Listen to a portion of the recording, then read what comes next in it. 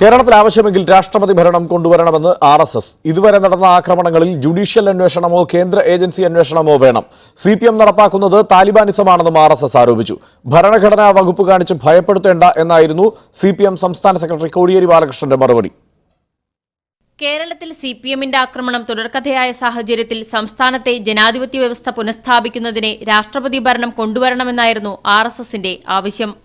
കേരള में चूंकि संवैधानिक सब प्रकार के लोकतांत्रिक व्यवस्था आज ध्वस्त हो गई है, इसलिए देश में उस राज्य में राष्ट्रपति शासन के लिए डिमांड होनी चाहिए, ऐसे हम भी कहेंगे.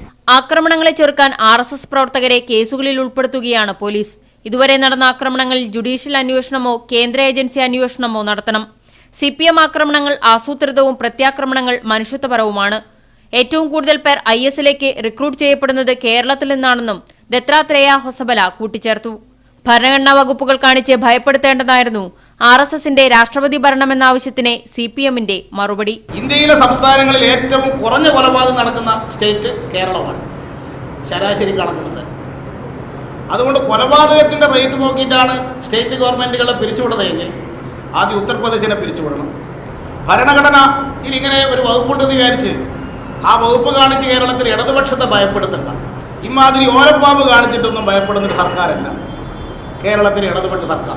ആക്രമണങ്ങളും ഭീതിയും പടർത്തി അടിത്തറ വളർത്താനാണ് RSS ശ്രമിക്കുന്നതെന്ന് CPM ജനറൽ സെക്രട്ടറി സീതാറാം യെച്ചൂരിയും പ്രതികരിച്ചു. മീഡിയ 1, ഡൽഹി.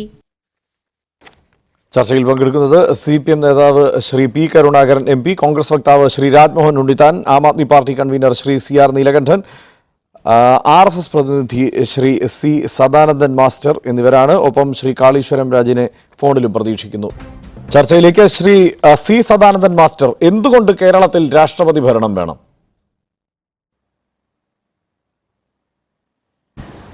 ശ്രീ ഹർഷൻ, താങ്കൾ വാർത്ത റിപ്പോർട്ട് ചെയ്യുന്നതിൽ ചെറിയൊരു ധാരണപ്പശകുണ്ട് എന്നാണ് എനിക്ക് ആദ്യമേ പറയാനുള്ളത്. അതായത് രാഷ്ട്രീയ സ്വയംസേവക സംഘത്തിൻ്റെ കേരളത്തിലുള്ള പ്രത്യേക സാഹചര്യവുമായി ബന്ധപ്പെട്ട പത്രസമ്മേളനത്തിൽ സംഘത്തിൻ്റെ അഖില ഭാരതീയ ചുമതലയുള്ള ബഹുമാന്യ അധികാരി പറഞ്ഞത്, കേരളത്തിലെ സവിശേഷമായ സാഹചര്യം രാഷ്ട്രപതി ഭരണത്തിലേക്ക് ജനങ്ങളെ ചിന്തിപ്പിക്കുന്ന അവസ്ഥ സംജാതമായിരിക്കുന്നു. വിവേകപൂർണമായി ഇത്തരം കാര്യങ്ങൾ കണക്കിലെടുത്തുകൊണ്ട് ആവശ്യമെങ്കിൽ രാഷ്ട്രപതി ഭരണത്തെക്കുറിച്ച് ചിന്തിക്കേണ്ടതാണ് എന്നതാണ് പറഞ്ഞത്. അതും താങ്കൾ റിപ്പോർട്ട് ചെയ്തതുപോലെ RSS കേരളത്തിൽ രാഷ്ട്രപതി ഭരണം ആവശ്യപ്പെട്ടു എന്ന് വ്യാഖ്യാനിക്കുന്നത് ശരിയല്ല. അതൊരു കാര്യം. മറ്റൊന്ന്, ജനാധിപത്യപരമായി തിരഞ്ഞെടുക്കപ്പെട്ട ഒരു സർക്കാരാണ് കേരളത്തിലുള്ളത്. ജനാധിപത്യപരമായി തിരഞ്ഞെടുക്കപ്പെട്ട സർക്കാർ എന്ന് പറയുമ്പോൾ ആ സർക്കാരിന് വേണ്ടി വോട്ട് ചെയ്തവരും ആ സർക്കാർ അധികാരത്തിലെത്താൻ വേണ്ടി വോട്ട് ചെയ്തവരും അതിനുവേണ്ടി പ്രവർത്തിച്ചവരും മാത്രമാണ് ഈ രാജ്യത്തെ പ്രജകൾ എന്നുള്ള ധാരണയോടുകൂടി ഭരണ സംവിധാനത്തെ കൊണ്ടു നടക്കുന്ന ആളുകൾ തീർത്തും ജനാധിപത്യ മൂല്യങ്ങൾക്ക് വിരുദ്ധമായാണ് കേരളത്തിൽ ഭരണം നടത്തിക്കൊണ്ടിരിക്കുന്നത് എന്ന് നമുക്ക് കാണാൻ സാധിക്കും. ഇപ്പോൾ CPIMന്റെ നേതൃത്വത്തിൽ നടക്കുന്ന ശ്രീ C. സദാനന്ദൻ മാസ്റ്റർ, പക്ഷേ ഈ പറഞ്ഞതുപോലെ താങ്കൾ പറഞ്ഞതുപോലെ കൃത്യം കേരളത്തിൽ രാഷ്ട്രപതി ഭരണം ഏർപ്പെടുത്തണം എന്ന് കൃത്യം അദ്ദേഹത്തിൻ്റെ വാക്കുകളിലൂടെ നമ്മൾ പോയാൽ ആ നിലയ്ക്കല്ല. ശരിയാണ്, കേരളത്തിൽ ഇത്തരം ഒരു സാഹചര്യം നിലനിൽക്കുന്നുണ്ട്. ഈ നിലയ്ക്ക് പോയാൽ രാഷ്ട്രപതി ഭരണം നടപ്പാക്കേണ്ടതുണ്ട്. അത് അക്കാര്യത്തിൽ കേന്ദ്ര സർക്കാർ വിവേകപൂർവമായ ഒരു തീരുമാനമെടുക്കുമെന്നാണ് പ്രതീക്ഷിക്കുന്നത്. ഇത് രാഷ്ട്രപതി ഭരണം നടപ്പാക്കണം എന്ന ആവശ്യം, അത് ഞങ്ങളും ആ നിലപാടിനൊപ്പമാണ്. അങ്ങനെ പറഞ്ഞാണ് അദ്ദേഹം അത് അവസാനിപ്പിക്കുന്നത്. എന്തായാലും അദ്ദേഹത്തിന് കേരളത്തിൽ രാഷ്ട്രപതി ഭരണം നടപ്പാവണം എന്ന ആഗ്രഹം തന്നെയാണ് ആത്യന്തികമായി അതിലൂടെ വെളിപ്പെടുന്നത്. ആ ഒരു സാഹചര്യം RSS ഇന്നിപ്പോൾ പ്രഖ്യാപിച്ച തരത്തിലുള്ള ഒരു സാഹചര്യം, ആ രാഷ്ട്രപതി ഭരണത്തിലേക്ക് വേണമെങ്കിലും പോകേണ്ടതുണ്ട് എന്ന് പ്രഖ്യാപിക്കുന്ന ഒരു സാഹചര്യം കേരളത്തിൽ നിലനിൽക്കുന്നുണ്ടോ എന്നതാണ്. ഉണ്ടല്ലോ, തീർച്ചയായിട്ടും ഉണ്ടല്ലോ. ഞാനൊരു കാര്യം അതിലേക്ക് വരുന്നതിന് മുമ്പേ ഹർഷൻ, ഞാനൊരു കാര്യം പറയാം. 1957 തെരഞ്ഞെടുപ്പിലൂടെ അധികാരത്തിൽ വന്ന കമ്മ്യൂണിസ്റ്റ് മന്ത്രിസഭ, EM ശങ്കരൻ നമ്പൂതിരിപ്പാടിൻ്റെ നേതൃത്വത്തിൽ കേരളത്തിൽ അധികാരത്തിൽ വന്ന കമ്മ്യൂണിസ്റ്റ് മന്ത്രിസഭയെ പണ്ഡിറ്റ് ജവഹർലാൽ നെഹ്റു ഈ പറഞ്ഞ 386 വകുപ്പ് അനുസരിച്ച് പിരിച്ചുവിട്ടതിനെതിരെ ആദ്യമായും ശക്തമായും പ്രതികരിച്ച ഒരാളുണ്ട്. അതാരാണെന്നറിയാമോ? രാഷ്ട്രീയ സ്വയംസേവക സംഘത്തിൻ്റെ രണ്ടാമത്തെ സർസംഘചാലകായിരുന്ന പ്രൊഫസർ മാധവ സദാശിവ ഗോൾവാൾക്കർ, ഗുരുജി എന്ന് ഞങ്ങൾ വിളിക്കുന്ന ശ്രീ ഗോൾവാൾക്കർ ഈ ജനാധിപത്യ വിരുദ്ധമായ സമീപനത്തെ എതിർത്ത ആളാണ്. അതൊരു കാര്യം. മറ്റൊന്ന്, ഇപ്പോൾ കേരളത്തിലെ സാഹചര്യത്തെക്കുറിച്ച് താങ്കൾ ചോദിച്ചു. ഈ CPIM-ൽ നിന്ന് പീഡനം നേരിടേണ്ടി വരുന്നത് RSS-ൻ്റെയും BJP-യുടെയും പ്രവർത്തകന്മാർക്ക് മാത്രമാണോ? മാധ്യമ പ്രവർത്തകന്മാർ ഇവരിൽ നിന്ന് വേണ്ടത്രയും അനുഭവിക്കുന്നില്ലേ? കോൺഗ്രസ് പ്രസ്ഥാനത്തിന് വേണ്ടി പ്രവർത്തിക്കുന്ന ആളുകൾക്ക് എത്രമാത്രം അനുഭവങ്ങൾ CPIM-ന്റെ ശ്രീ സദാനന്ദൻ മാസ്റ്റർ, എന്തായാലും മാധ്യമപ്രവർത്തകർ തൽക്കാലം അവർക്ക് രാഷ്ട്രപതി ഭരണം വേണം എന്നുള്ള ഒരു ആവശ്യമില്ല എന്ന് തന്നെ ഞാൻ കരുതുന്നു. എന്തായാലും ആ നിലപാട് തന്നെ ആയിരിക്കും പൊതുവെ മാധ്യമപ്രവർത്തകർക്കും ഈ വിഷയത്തിൽ ഉണ്ടാവുക. മാത്രമല്ല, താങ്കൾ ഇപ്പോൾ ആവർത്തിച്ചു പറഞ്ഞു കേരളത്തിൽ എന്തായാലും രാഷ്ട്രപതി ഭരണം ഏർപ്പെടുത്തേണ്ട ഒരു സാഹചര്യമുണ്ട് എന്ന് താങ്കളും സൂചിപ്പിക്കുന്നു. ഇപ്പോൾ അങ്ങനെയാണെങ്കിൽ ഇതിനേക്കാൾ അക്രമ സംഭവങ്ങൾ നടക്കുന്ന, ഇതിലധികം രാഷ്ട്രീയ കൊലപാതകങ്ങൾ നടക്കുന്ന ഒരു സംസ്ഥാനത്തും ഈ ഒരു നിലപാട് എന്തുകൊണ്ടാണ് RSS സ്വീകരിക്കാത്തത്? ഞാനൊരു ചോദ്യം തിരിച്ചു ചോദിക്കാം ശ്രീഹർഷൻ. കേരളത്തിലുള്ളതുപോലെ ഒരു പ്രത്യേക രാഷ്ട്രീയ കക്ഷിയെ തെരഞ്ഞുപിടിച്ച് അതിൻ്റെ പ്രവർത്തകന്മാരെ കൊന്നൊടുക്കുകയും അവരെ പ്രവർത്തിക്കാൻ അനുവദിക്കാതിരിക്കുകയും ചെയ്യുന്ന സാഹചര്യം കണക്കുകൾ എങ്ങനെയാണ് താങ്കൾക്ക് അത് സ്ഥിരീകരിക്കാൻ പോകുന്ന കണക്കുകൾ എന്താണ്? അതൊന്ന് അവതരിപ്പിക്കുമോ? ഈ സർക്കാർ അധികാരത്തിലെത്തിയതിനു ശേഷം അല്ലെങ്കിൽ കഴിഞ്ഞ കുറെ കാലയളവായി ഈ RSS-നെ പിടിച്ച് CPM ആക്രമിക്കുന്നു എന്ന് ആരോപിക്കാൻ പോകുന്നത്, സാധൂകരിക്കാൻ പോകുന്ന കണക്കുകൾ ഏതാണ്? ഹർഷൻ, നമുക്ക് വടക്ക് ഭാഗത്ത് നിന്ന് തുടങ്ങാം. കണ്ണൂര് സ്ഥിരം നമ്മുടെ അക്രമ രാഷ്ട്രീയവുമായി ബന്ധപ്പെട്ട ചർച്ചയിൽ ആദ്യം ഉയർന്നു വരുന്ന പേര് കണ്ണൂർ ജില്ലയുടേതാണ്. കണ്ണൂർ ജില്ലയിൽ ശ്രീ പിണറായി വിജയൻ കേരളത്തിൻ്റെ മുഖ്യമന്ത്രിയായി അധികാരം ഏറ്റെടുത്തതിന് ശേഷം 300-ലധികം ക്രിമിനൽ കേസുകൾ CPIM-കാർ പ്രതികളായിട്ടുള്ള കേസുകൾ ചാർജ് ചെയ്യപ്പെട്ടിട്ടുണ്ട്. 80-ലധികം വീടുകൾ പയ്യന്നൂർ ഭാഗത്ത് മാത്രമായി തകർക്കപ്പെട്ടിട്ടുണ്ട് സംഘ BJP പ്രവർത്തകന്മാരുടെ. ഒന്നും ചെയ്യുന്നില്ല എന്നാണോ?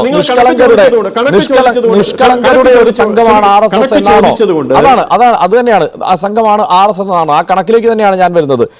അങ്ങനെ നോക്കിയാൽ ഇതുവരെ ഈ പറഞ്ഞ 2000 പോലീസിന്റെ റെക്കോർഡ് അനുസരിച്ച് കഴിഞ്ഞ 17 വർഷത്തിനിടെ 2000 മുതൽ 2017 വരെയുള്ള കാലയളവിൽ കൊല്ലപ്പെട്ട CPM പ്രവർത്തകരുടെ എണ്ണം 85ആണ്.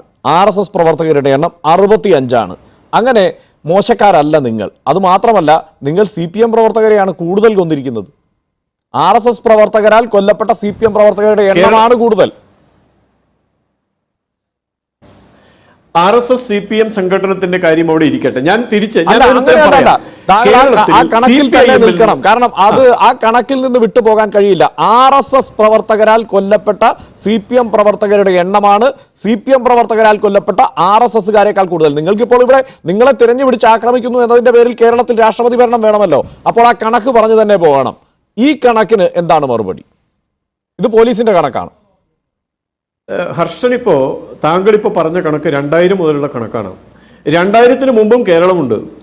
1967 മുതലുള്ള സർക്കാരിന്റെ തലയിൽ വെച്ചുകൊണ്ട് നിലവിലെ സാഹചര്യത്തിലേക്ക് അതിനെ കൂട്ടിച്ചേർക്കാൻ നോക്കേണ്ട. ഇതുവരെയുള്ള കണക്കുകൾ എടുത്ത് പരിശോധിച്ചാൽ ഈ സർക്കാരിന്റെ കാലത്തെ കണക്കിലേക്ക് നമുക്ക് വരാം. അതിനു മുൻപ് ഞാൻ പറയുകയാണ്, ഇതുവരെയുള്ള കണക്ക് പരിശോധിച്ചാൽ RSS പ്രവർത്തകരാൽ കൊല്ലപ്പെട്ട CPM പ്രവർത്തകരുടെ എണ്ണമാണ് കൂടുതൽ. CPM കാരെ കൊണ്ട് കൊല്ലപ്പെട്ട RSS-കാരുടെ എണ്ണത്തേക്കാൾ കൂടുതൽ. പിന്നെ എന്ത് ധാർമ്മികതയാണ് നിങ്ങൾക്ക് ഇങ്ങനെ ഒരു ആവശ്യം ഉന്നയിക്കാനുള്ളത്? ഈ കൊലപാതകത്തിന്റെ കണക്കെടുത്തുകൊണ്ട് ജനാധിപത്യത്തിന്റെ മാറ്റിവെക്കാൻ നമ്മൾ പുറപ്പെടുന്നത് തന്നെ തെറ്റാണ്. അതാണ് നിങ്ങൾ ചെയ്തുകൊണ്ടിരിക്കുന്നത്. അതാണ് കണക്ക് വെച്ചുകൊണ്ട് ജനാധിപത്യത്തിന്റെ മാറ്റിവെക്കാൻ നോക്കുന്നത്. അതിനേക്കാൾ വൃത്തികെട്ട പണിയല്ലേ? കള്ളക്കണക്കുകൊണ്ടല്ല ഹർഷൻ. നിങ്ങൾ എന്തിനാണ് CPIM-ന്റെ വക്കാലത്ത് ഏറ്റെടുത്ത് സംസാരിക്കുന്നത്? പോലീസിന്റെ കണക്കുകൾ, ഈ കണക്ക് CPM പോലും നിഷേധിക്കുന്നതാണ്. ഈ കണക്ക് പോലും CPM നിഷേധിക്കുകയാണ്. കാരണം ഇത് പോലീസിന്റെ കള്ളക്കണക്കാണ്. ഇത്രയും പേര് ഈ കണക്കിലും വ്യത്യാസമുണ്ട്. CPM പ്രവർത്തകർ ഇതിനേക്കാൾ കൂടുതൽ, അതായത് RSS പ്രവർത്തകരാൽ കൊല്ലപ്പെട്ട CPM പ്രവർത്തകരുടെ എണ്ണം ഇതിനേക്കാൾ കൂടുതലുണ്ട്. CPM പ്രവർത്തകരാൽ കൊല്ലപ്പെട്ട RSS-കാരുടെ എണ്ണം ഇതിനേക്കാൾ കുറവാണ്. മനഃപൂർവ്വം പ്രതി ചേർക്കപ്പെട്ടതാണ് എന്നാണ് ഈ കണക്കിനെ കുറിച്ച് പോലും CPM-ന്റെ ആരോപണം. അപ്പോൾ പിന്നെ എങ്ങനെയാണ് ഞാൻ CPM-ന്റെ വക്കാലത്തെടുക്കുന്നു എന്ന് പറയുന്നത്? പോലീസിന്റെ കണക്കാണ്. CPM നിഷേധിക്കുന്ന കാര്യങ്ങൾ താങ്കൾ CPM വേണ്ടി പറയുന്നത് കൊണ്ടാണ് ഞാനിത് പറയുന്നത്. പോലീസിന്റെ കയ്യിലുള്ള കണക്കാണ്. ഞാനിത് CPM വേണ്ടി പറയുന്നതല്ല, പോലീസിന്റെ കയ്യിലുള്ള കണക്കാണ് പറയുന്നത്. ആ കണക്കിൽ നിങ്ങൾക്ക് താല്പര്യമില്ല. കാരണം എന്താണ്? നിങ്ങൾക്ക് കയ്യിലുള്ളത് കള്ളക്കണക്കാണ്. അതുകൊണ്ട് തന്നെയാണ് നിങ്ങൾ ആ കണക്കിൽ നിൽക്കാതെ പോകുന്നത്. ഹർഷൻ, കള്ളക്കണക്കാണ് എന്ന് താങ്കൾ പറയുന്നത് സത്യനിഷേധമാണ്. കാരണം എന്നോടൊപ്പം ചർച്ചയിൽ പങ്കെടുക്കുന്ന ശ്രീ കരുണാകരൻ സാർ ചിലപ്പോൾ ഇത് അംഗീകരിച്ചു എന്ന് വരില്ല. കാരണം ശ്രീ P. കരുണാകരന്റെ പാർട്ടി കേരളം ഭരിക്കുമ്പോൾ പോലീസ് വെളിപ്പെടുത്തുന്ന കണക്കുകൾ കള്ളക്കണക്കാണ് എന്ന് താങ്കൾ പറയുന്നുണ്ടെങ്കിൽ അതിന് മറുപടി പറയേണ്ടത് ശ്രീ P. കരുണാകരനാണ്. വെച്ചാണ് ഈ കണക്കുകളിലപ്പുറത്ത് ഇപ്പൊ ഏറ്റവും ഒടുവിൽ കൊല്ലപ്പെട്ട രാജേഷിന്റെ കൊലപാതകം തന്നെ, ഈ RSS പ്രചാരകനായ രാജേഷിന്റെ കൊലപാതകത്തിൽ പോലും എന്താണ് RSS കാര്യവാഹകനായ രാജേഷിന്റെ കൊലപാതകത്തിൽ പോലും CPM പ്രവർത്തകർ അല്ല യഥാർത്ഥത്തിൽ ആ കൊലപാതകം നടത്തിയിരിക്കുന്നത്. അത് CPMന്റെ പട്ടികയിൽ ഉൾപ്പെടുത്തിയിരിക്കുന്നു എന്നാണല്ലോ CPM ആരോപിക്കുന്നത്. ആ കൊലക്കേസ് കൂടി ഉൾപ്പെട്ട പട്ടികയാണ് ഞാൻ ഈ പറയുന്നത്. ആ കൊലക്കേസ് കൂടി ഉൾപ്പെട്ട പട്ടികയാണ്. അല്ലാതെ ഞാൻ ആരോപിക്കുകയല്ല. CPM പ്രവർത്തകർ ആ നിലയ്ക്കാണ് കാര്യങ്ങൾ ഈ കണക്കിനെ എടുത്തിരിക്കുന്നതെന്നേ ഞാൻ പറഞ്ഞുള്ളൂ. അതെ, CPM പ്രവർത്തകർ ഇങ്ങനെ പറയുന്നു എന്ന് താങ്കൾ പറയുമ്പോഴാണ് CPMന്റെ വക്കാലത്ത് താങ്കൾ ഏറ്റെടുക്കുന്നു എന്ന് ഞാൻ പറയുന്നത്. ശ്രീ ഹർഷൻ, ഒരു കാര്യം താങ്കൾ മനസ്സിലാക്കണം. കോടിയേരി ബാലകൃഷ്ണൻ നടന്ന ദിവസം പോലീസിന്റെ കണക്ക് പറയുന്ന ഞാൻ എങ്ങനെയാണ് CPMന്റെ മറ്റൊരു കണക്കിലേക്ക് വരാം. ഈ നിങ്ങൾ പ്രചരിപ്പിക്കുന്ന കണക്കുകൾ ആ കണക്കുകളിൽ തന്നെയാണ്. തോമസ് മാഷിന്റെ കൈവെട്ടിയത് CPM ആണ് എന്ന് നിങ്ങൾ ഡൽഹിയിൽ പറയുകയാണ് പാർലമെന്റിൽ. അതുപോലെ തന്നെ RSS കേരളത്തിൽ ആരെയും കൊന്നിട്ടില്ലെന്ന് പാർലമെന്റിൽ പറയുന്നു. CPMന് ജിഹാദികളുമായി ബന്ധമുണ്ട്, അതിന്റെ തുടർച്ചയായി നടക്കുന്ന കൊലപാതകങ്ങളാണ് ഇതെന്ന് പാർലമെന്റിൽ പറയുന്നു. ഇതൊക്കെ കേരളം അറിയണം. അതുകൊണ്ടാണ് ഇത് ആവർത്തിക്കുന്നത്. ഇത് നിങ്ങൾ അവിടെ ഡൽഹിയിൽ രാഷ്ട്രപതി ഭരണം ഏർപ്പെടുത്തുക എന്ന ലക്ഷ്യത്തോടെ അവിടെ പറയുന്ന കാര്യങ്ങൾ ഈ കേരളത്തിലുള്ള ജനങ്ങൾ കൂടി അറിയട്ടെ. നിങ്ങളിങ്ങനെ നട്ടാൽ കുരുക്കാത്ത നുണയാണ് ഡൽഹിയിൽ പറയുന്നതെന്ന്. അതുകൊണ്ടാണ് ഞാൻ ആവർത്തിക്കുന്നത്. എങ്ങനെയാണ് നിങ്ങൾക്ക് തോമസ് മാഷിന്റെ കൈവെട്ടിയത് CPM ആണെന്ന് പറയാൻ കഴിയുക?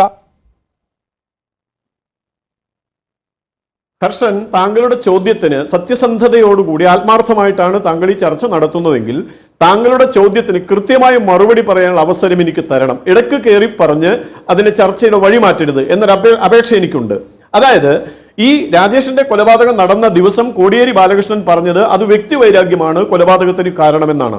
പിറ്റേ ദിവസം പ്രതികളെ അറസ്റ്റ് ചെയ്തതിന് ശേഷം പ്രതികളെ ചോദ്യം ചെയ്തതിൽ നിന്ന് പോലീസുകാർ എത്തിയ നിഗമനം, ആ നിഗമനത്തിന്റെ അടിസ്ഥാനത്തിൽ തയ്യാറാക്കിയ റിമാൻഡ് റിപ്പോർട്ട്, അതിനുശേഷം അതോടൊപ്പം വന്ന FIR, ഇതിലൊക്കെ പറഞ്ഞിരിക്കുന്നത് രാഷ്ട്രീയ വൈരാഗ്യമാണ് കൊലപാതകത്തിന് കാരണമെന്നാണ്. അപ്പൊ നുണ പറയുന്നത് ഞങ്ങളാണോ ഹർഷനും CPIMന്റെ പ്രവർത്തകരും? ഞാൻ പോലീസിന്റെ കണക്കാണ് പറഞ്ഞത്.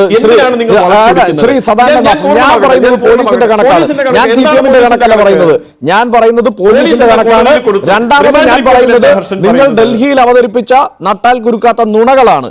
അതാണ് ഞാൻ പറഞ്ഞത്. ഈ തോമസ് മാഷിന്റെ കൈവെട്ടിയത് CPM ആണെന്ന് കേരളത്തിലെ RSSന് അഭിപ്രായമുണ്ടോ? അതൊരു സ്ലിപ്പ് ഓഫ് ടങ് ആണ് മിസ്റ്റർ ഹർഷൻ. അത് ആരറിയുന്നു? നമ്മളെ നിങ്ങളുടെ ഒരു MP പറയുകയാണ് പാർലമെന്റിൽ, അതൊരു സ്ലിപ്പ് ഓഫ് ടങ് ആയി ലളിതമായി ഇവിടെ നിങ്ങൾക്ക് അവസാനിപ്പിക്കാൻ കഴിയും. പക്ഷെ പാർലമെന്റിൽ കേട്ടത് അങ്ങനെ തന്നെയാണ് അവിടെ ഇരിക്കുന്നവർ മനസ്സിലാക്കിയിട്ടുള്ളത്, അവർക്ക് ബോധ്യപ്പെട്ടിട്ടുള്ളത്. അതാണ് അവസ്ഥ. ഞാൻ താങ്കളിലേക്ക് തിരിച്ചു വരാം. ഇപ്പോൾ ശ്രീ P. കരുണാകരൻ കൂടി ചേരുന്നുണ്ട്. ഞാൻ താങ്കളിലേക്ക് വരാം. ഞാൻ താങ്കളുടെ അവസരത്തെ ഒട്ടും നിഷേധിക്കുന്നില്ല. ഞാൻ താങ്കളിലേക്ക് തന്നെ തീർച്ചയായും വരാം. ശ്രീ P. കരുണാകരനിലേക്ക്. ശ്രീ P. കരുണാകരൻ, എന്തായാലും സമാനമായ ഉത്തരവാദിത്വം കേരളത്തിൽ ഈ പറഞ്ഞ 2000 മുതൽ 2017 വരെ നടന്ന കൊലപാതകങ്ങളുടെ കണക്കാണ് ഞാനിവിടെ പറഞ്ഞത്. 85ഉം 65ഉം. ആ കണക്ക് പറയാതിരിക്കാൻ നിവൃത്തിയില്ലാത്തത് കൊണ്ടാണ്. ആ കണക്കാണ് ഇവർ രാഷ്ട്രപതി ഭരണത്തിന് വേണ്ടി അവതരിപ്പിക്കുന്നത് എന്നതുകൊണ്ടാണ് ഞാനത് ആവർത്തിക്കുന്നത്. ഈ കണക്കിൽ എന്തായാലും അത്ര പിന്നിലല്ല CPM. ഉത്തരവാദിത്വ ബോധം CPMനും ഈ വിഷയത്തിൽ ഉണ്ടാവേണ്ടതുണ്ട് എന്നത് അതൊട്ടും എന്താണ് മറക്കാതെ തന്നെ ഞാൻ ചോദിക്കട്ടെ, എങ്ങനെയാണ് ഈ നിലയ്ക്കുള്ള നട്ടാൽ കുരുക്കാത്ത നുണകൾ ഡൽഹിയിൽ അവതരിപ്പിക്കുമ്പോൾ നിങ്ങൾക്ക് പ്രതിരോധിക്കാൻ കഴിയാതെ പോകുന്നത്? അത് ഏറ്റവും പ്രധാനപ്പെട്ട ഒരു വിഷയമാണ് ഇവിടെ ഹർഷൻ ചോദിച്ചത്. നമ്മുടെ രാജ്യത്തെ സംബന്ധിച്ചിടത്തോളം പാർലമെന്റിൽ ഒരിക്കലും കാണാൻ കഴിയാത്ത നിലയിലുള്ള തനി രാഷ്ട്രീയ ആവശ്യത്തിന് വേണ്ടിയിട്ട് പാർലമെന്റിന്റെ വേദിയെ ഉപയോഗിക്കുന്ന നിർഭാഗ്യകരമായിട്ടുള്ള സംഭവമാണ് ഇപ്പോൾ പാർലമെന്റിൽ നടന്നത്. യഥാർത്ഥത്തിൽ പാർലമെന്റ് നടപടിക്രമങ്ങളെ നിയന്ത്രിക്കുന്നതിന് ചട്ടങ്ങളുണ്ട്, റൂൾസ് ഉണ്ട്. സാധാരണഗതിയിൽ ഭൂരിപക്ഷം ന്യൂനപക്ഷമൊക്കെ അനുസരിച്ച് സമയവും കാര്യങ്ങളും കൊടുക്കുകയോ കൊടുക്കാതിരിക്കുകയോ ചെയ്യാം. എന്നാൽ ശൂന്യവേളയിൽ ഒരാൾക്ക് സംസാരിക്കാവുന്ന സമയം 2 മിനിറ്റോ 3 മിനിറ്റോ ആണ്. അതിനു പകരം BJPയുടെ 2 നേതാക്കൾ അരമണിക്കൂറോളം സമയമെടുത്തുകൊണ്ട് CPM-നെതിരായിട്ട്, മുഖ്യമന്ത്രിക്കെതിരായിട്ട്, പാർട്ടി സെക്രട്ടറിക്കെതിരായിട്ട്, കേരളത്തിലെ മന്ത്രിമാർക്കെതിരായിട്ട്, കേരളത്തിലെ നേതാക്കൾക്കെതിരായിട്ട് തുടർച്ചയായിട്ടുള്ള തെറ്റായ പ്രചാരവേല നടപ്പിലാക്കുന്ന ഒന്നായിട്ട് പാർലമെന്റ് മാറുമ്പോൾ തീർച്ചയായും അതാണ് ശ്രീ പി കരുണാകരൻ തുടർച്ചയായി തെറ്റായ പ്രചാരണ പരിപാടികൾ നടത്തുന്നത് അത്ര നിഷ്കളങ്കമായ കാര്യമല്ല. കൃത്യമായ ലക്ഷ്യബോധം ഈ വിഷയത്തിൽ RSSനുണ്ട്. ഓരോന്നായി ഘട്ടം ഘട്ടമായി അവർ നടപ്പാക്കിക്കൊണ്ടിരിക്കുന്ന ഈ വിഷയത്തിൽ, അതായത് രാഷ്ട്രപതി ഭരണം എന്ന ലക്ഷ്യത്തിലേക്ക് എത്താൻ നടപ്പാക്കിക്കൊണ്ടിരിക്കുന്ന കാര്യങ്ങൾ ഓരോന്ന് പരിശോധിച്ചാൽ, ഗവർണർ കൊടുത്തിരിക്കുന്ന, ഇതിനു മുമ്പ് കണ്ണൂരിലെ വിഷയത്തിൽ അടക്കം ഗവർണർ കൊടുത്തിരിക്കുന്ന റിപ്പോർട്ടുകൾ, ഈ ദേശീയ ഇംഗ്ലീഷ് ചാനലുകൾ പ്രചരിപ്പിക്കുന്ന നുണകൾ, അതിൻ്റെ തുടർച്ചയായി പാർലമെന്റിൽ നിങ്ങൾക്ക് നേരെ നടക്കുന്ന ഈ ഒരു ഇടപെടൽ, RSSന്റെ ഇപ്പോഴത്തെ ആവശ്യം, ഇതെല്ലാം കണക്ക് കൂട്ടിയാൽ വളരെ കൃത്യമായ ലക്ഷ്യം RSSനുണ്ട്. പക്ഷേ പാർട്ടി സെക്രട്ടറി പറയുന്നത് ഓലപ്പാമ്പ് കാണിച്ച് അങ്ങനെയൊന്നും പേടിപ്പിക്കേണ്ട കാര്യമില്ല, ഇത് രാജഗോപാലിനെ എന്തോ ബുദ്ധിമുട്ടിലാക്കാൻ വേണ്ടി, രാജഗോപാലിനെ ബുദ്ധിമുട്ടിലാക്കാൻ വേണ്ടി RSS ഇറക്കുന്ന പണിയാണ് എന്നൊക്കെ ലഘൂകരിച്ച് കാണുകയാണ് സംസ്ഥാനത്തെ CPM നേതൃത്വം. അങ്ങനെയല്ല, ഇത് യഥാർത്ഥത്തിൽ രാഷ്ട്രപതി ഭരണത്തിലേക്ക് അടിവച്ചടുക്കാൻ പോകുന്ന ഒരു ശ്രമമാണ് ഇപ്പോൾ RSS നടത്തുന്നത് എന്ന് CPM തിരിച്ചറിയാതെ പോകുന്നുണ്ടോ? അല്ല, ഇതിൽ ഒരു പ്രധാനപ്പെട്ട വിഷയം ഞാൻ പറഞ്ഞു വന്നത് പാർലമെന്റിനെ ദുരുപയോഗപ്പെടുത്തുകയാണ്. ഇപ്പം ഞങ്ങളിന്ന് സ്പീക്കറെ കണ്ട സമയത്ത് പറഞ്ഞു, കാരണം ഈ കാര്യങ്ങളൊക്കെ നിങ്ങൾ നീക്കം ചെയ്യണം. രസകരമായിട്ടുള്ള കാര്യം, വലിയ സമരത്തിന് ശേഷം എനിക്ക് ലഭിച്ച 2-3 മിനിറ്റ് സമയത്തിനുള്ളിൽ പറഞ്ഞ കാര്യങ്ങൾ പോലും യഥാർത്ഥത്തിൽ ആ പ്രസംഗത്തിൽ നിന്ന് പൂർണ്ണമായിട്ടും അച്ചടിച്ച് വന്ന് ഒഴിവാക്കിയിരിക്കുകയാണ്. നിങ്ങൾ മീഡിയ അതുപോലെ തന്നെ പത്രങ്ങളിൽ റിപ്പോർട്ട് ചെയ്ത കാര്യങ്ങൾ പോലും പി കരുണാകരൻ പാർലമെന്റിൽ പ്രസംഗിച്ചത് കാണാൻ കഴിയത്തില്ല. അപ്പോൾ റിക്കാർഡിക്കലായിട്ട് തന്നെ ഇത്തരം ഓരോ വാർത്ത സൃഷ്ടിച്ചെടുക്കുക എന്നുള്ള സമീപനം സ്വീകരിക്കുന്നു എന്നുള്ള നിങ്ങളുടെ അഭിപ്രായം 100% ശരിയാണ്. അതിനെ ചുരുക്കി കാണുകയല്ല കോടിയേരി ചെയ്തിട്ടുള്ളത്. കാരണം കേരളത്തെ സംബന്ധിച്ചിടത്തോളം ഒരു ശക്തമായിട്ട് പ്രസ്ഥാനമാണ്. ആ പ്രസ്ഥാനത്തിന് മുഖത്ത് നോക്കിക്കൊണ്ടാണ് 93 സീറ്റ് ഭൂരിപക്ഷമുള്ള ഒരു ഗവൺമെന്റിനെ ഞങ്ങൾ പിരിച്ചുവിടും RSS പറഞ്ഞാൽ എന്ന നിലയിലൊക്കെ പറഞ്ഞാൽ അത് പെട്ടെന്ന് നടക്കാൻ വേണ്ടി പോകുന്ന കാര്യമല്ല. കാരണം ഞങ്ങൾക്ക് ഏറ്റവും ഉള്ള വിശ്വാസം ജനങ്ങളിലാണ്. ജനങ്ങളുടെ വിശ്വാസവും ജനങ്ങളുടെ പിന്തുണയും കൊണ്ട് തന്നെ അതിന് നേരിടാൻ വേണ്ടി കഴിയും. ഇവിടെ നിങ്ങൾ പറഞ്ഞ 100% ശരിയാണ്. കാരണം പാർലമെന്റിൽ ഈ ചർച്ച നടക്കുന്നതിന് മുമ്പ് ലോക്സഭയിൽ ഇതേ വിഷയം ചർച്ച ചെയ്തു.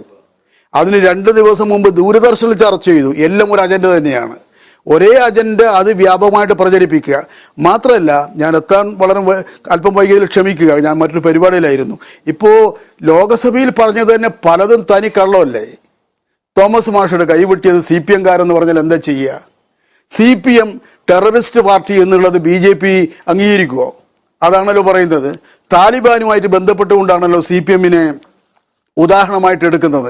അത് വെച്ചുകൊണ്ടുള്ള തനി തെറ്റായിട്ടുള്ള പ്രചാരവേല നടക്കുകയും എന്നാൽ മറുപടി പറയാനുള്ള സന്ദർഭം നൽകാതിരിക്കുക എന്നുള്ളത് ഒരു തന്ത്രപരമായ സമീപനമാണ് പാർലമെന്റ് സ്വീകരിച്ചത്. എന്താണ് ആത്യന്തികമായി RSSും BJPയും ലക്ഷ്യമിടുന്നത് പ്രത്യേക സാഹചര്യത്തിൽ എന്നത് ഏറ്റവും വ്യക്തമാണ്. ആ ഘട്ടത്തിൽ ഇതായിരിക്കണമോ പ്രതിരോധം എന്നത് തന്നെയാണ് CPM-നോട് ആവർത്തിച്ച് ചോദിക്കാനുള്ളത്. ആ ചോദ്യം അതിനേക്കാൾ ഉറക്കെ ചോദിക്കാനുള്ളത് കോൺഗ്രസിനോടുമാണ്. ശ്രീ രാജ്മോഹൻ ഉണ്ണിത്താൻ, എല്ലാ ഘട്ടത്തിലും ഏറ്റവും ഒടുവിൽ തന്നെ പരിശോധിച്ചാൽ ഒരു RSS പ്രവർത്തകൻ കൊല്ലപ്പെട്ടപ്പോൾ ഒരു നിമിഷം വൈകാതെ ഉപവസിക്കാൻ രമേശ് ചെന്നിത്തല തയ്യാറായിരുന്നു. മറ്റേതെങ്കിലും ഒരു രാഷ്ട്രീയ പാർട്ടിയുടെ, അങ്ങനെ തന്നെ ചോദിക്കണം, CPM-ൻ്റെ എന്നല്ല, പ്രവർത്തകൻ കൊല്ലപ്പെടുമ്പോൾ ഇങ്ങനെ ഉപവസിക്കാൻ ഒരു ആവേശം നിങ്ങളുടെ പാർട്ടിയും പാർട്ടി നേതാക്കന്മാരും കാണിക്കാത്തത് എന്തുകൊണ്ടാണ്? നിങ്ങൾ തന്നെയല്ലേ ആത്യന്തികമായി RSSന്റെ ഈ വാദങ്ങൾക്ക് വളം വെച്ചു കൊടുത്തത്? ഹർഷൻ, ഈ കേസിനെ ലഘൂകരിക്കാൻ നമ്മൾ ആരും ശ്രമിക്കരുത്. കാരണം ഇവിടെ ഇന്ത്യ ഭരിക്കുന്ന രാഷ്ട്രീയ പ്രസ്ഥാനമായ BJPയും അവർക്ക് നേതൃത്വം കൊടുക്കുന്ന സംഘപരിവാറും ഒരു ഹിഡൻ അജണ്ടയുമായിട്ടാണ് മുന്നോട്ട് നീങ്ങുന്നത്. ഇത് മനസ്സിലാക്കാനുള്ള ബുദ്ധി മാർക്സിസ്റ്റ് പാർട്ടി ഇപ്പോഴും കാണിക്കുന്നില്ല. കാരണം കഴിഞ്ഞ 1 വർഷക്കാലമായി നിരന്തരമായി അവർ രാജ്ഭവനിൽ പോകുന്നു, ഗവർണറെ കാണുന്നു, ഗവർണർ അവരുടെ ആവശ്യങ്ങൾ അംഗീകരിക്കുന്നില്ല. അതുകൊണ്ട് ഗവർണർക്കെതിരായി അതിശക്തമായ നിലപാടുകൾ സ്വീകരിക്കുന്നു. ഇവിടെ ഭരണഘടനയുടെ ആർട്ടിക്കിൾ 356 ഉപയോഗിച്ച് ഈ ഗവൺമെന്റിനെ പിരിച്ചുവിടാൻ ആവശ്യമായ ഒരു കേസ് ഉണ്ടാക്കിയാണ് RSS ബോധപൂർവം ചെയ്തുകൊണ്ടിരിക്കുന്നത്. അതിൻ്റെ അവസാനത്തെ പ്രഖ്യാപനമായിട്ടാണ് ഇന്ന് RSSന്റെ ജോയിന്റ് ജനറൽ സെക്രട്ടറിയായ ദത്താത്രേയ വളരെ പച്ചയ്ക്ക് പറഞ്ഞിരിക്കുന്നത് ആർട്ടിക്കിൾ 356 ഉപയോഗിക്കണമെന്നുള്ളത്. ഇവിടെ നമ്മൾ മനസ്സിലാക്കേണ്ടത് ഹർഷൻ പറഞ്ഞ കാര്യം വളരെ പ്രസക്തമാണ്. ഇവിടെ രണ്ടു കൂട്ടരും കൂടി കഴിഞ്ഞ കുറെ വർഷങ്ങളായി ചെയ്തു കൂട്ടിയിരിക്കുന്ന കൊലപാതകത്തിൽ ഒരല്പം മുന്നിൽ നിൽക്കുന്നത് RSS ആണ്, അല്ലെങ്കിൽ BJP ആണ്. തൊട്ടുപിറകെ ഉണ്ട് മാർക്സിസ്റ്റ് പാർട്ടി. അപ്പൊ ഇവർക്ക് രണ്ടുപേർക്കും കേരളത്തിൽ നടക്കുന്ന ഈ കൊലപാതക രാഷ്ട്രീയത്തിൽ, അക്രമ രാഷ്ട്രീയത്തിൽ തുല്യ പങ്കാളിത്തമാണ്. കൊലപാതകങ്ങളുടെ പട്ടിക എടുത്താൽ അതിൽ ഈ 17 വർഷത്തെ കൊലപാതകങ്ങളുടെ പട്ടിക എടുത്താൽ അതിൽ കോൺഗ്രസും ഉൾപ്പെട്ടിട്ടുണ്ട് രാഷ്ട്രീയ കൊലപാതകങ്ങളുടെ പട്ടികയിൽ. പക്ഷേ അത് ഇത്രത്തോളം വരാത്തത് കൊണ്ട് ഞാൻ പറഞ്ഞതാണ്. മാത്രമല്ല തർക്കം നിലനിൽക്കുന്നത് CPM-ഉം കോൺഗ്രസ് RSS-ഉം തമ്മിലാണല്ലോ. പക്ഷേ ഈ പറഞ്ഞ ലഘൂകരിച്ച് കാണുകയാണ്, അല്ലെങ്കിൽ വേണ്ടത്ര കാര്യം ഗ്രഹിക്കുന്നതിൽ CPM പരാജയപ്പെടുന്നു എന്ന് താങ്കൾ ആരോപിക്കുമ്പോൾ ഒരു പ്രധാനപ്പെട്ട കാര്യം ചോദിക്കട്ടെ. എല്ലായ്പ്പോഴും ഒരു RSS പ്രവർത്തകൻ കൊല്ലപ്പെട്ടാൽ, അല്ലെങ്കിൽ ആ നിലയ്ക്കുള്ള ഒരു സംഭവം ഉണ്ടാകുമ്പോൾ CPM-നെ രാഷ്ട്രീയമായി ആക്രമിക്കുക എന്നത് രാഷ്ട്രീയ ലക്ഷ്യമാക്കി കോൺഗ്രസ് ഏറ്റെടുത്തിരുന്നു. അതിനപ്പുറത്ത് ഏതെങ്കിലും ഒരു RSS അതിക്രമത്തിൻ്റെ പേരിൽ, കേരളത്തിലെ കോൺഗ്രസ് നേതൃത്വം ഒരു ഉപവാസമോ ഒരു പ്രതിഷേധമോ നടത്തിയതായി താങ്കൾക്ക് പറയാൻ കഴിയുമോ? ഒരെണ്ണം ചൂണ്ടിക്കാട്ടാമോ? അല്ല, അർഷന്റെ ഒരു സൗജന്യത്തിൽ കോൺഗ്രസ് പാർട്ടി ഇതിനകത്ത് ഒഴിവാക്കേണ്ട കാര്യമില്ല. കോൺഗ്രസ് പാർട്ടി നടത്തിയിട്ടുള്ള രാഷ്ട്രീയ കൊലപാതകം കൂടെ ചർച്ച ചെയ്യാം നമുക്ക്. അങ്ങനെ അർഷൻ ഒരു സൗജന്യമോ ഒരു ഔദാര്യമോ കോൺഗ്രസ് പാർട്ടിക്ക് തരണ്ട. നിങ്ങൾ അതുകൂടെ ചർച്ച ചെയ്യും. എത്ര കോൺഗ്രസ് പാർട്ടി എത്ര കൊലപാതകം കേരളത്തിൽ നടത്തി, അതുകൂടെ ചർച്ച ചെയ്യാം. അപ്പൊ എന്നിട്ട്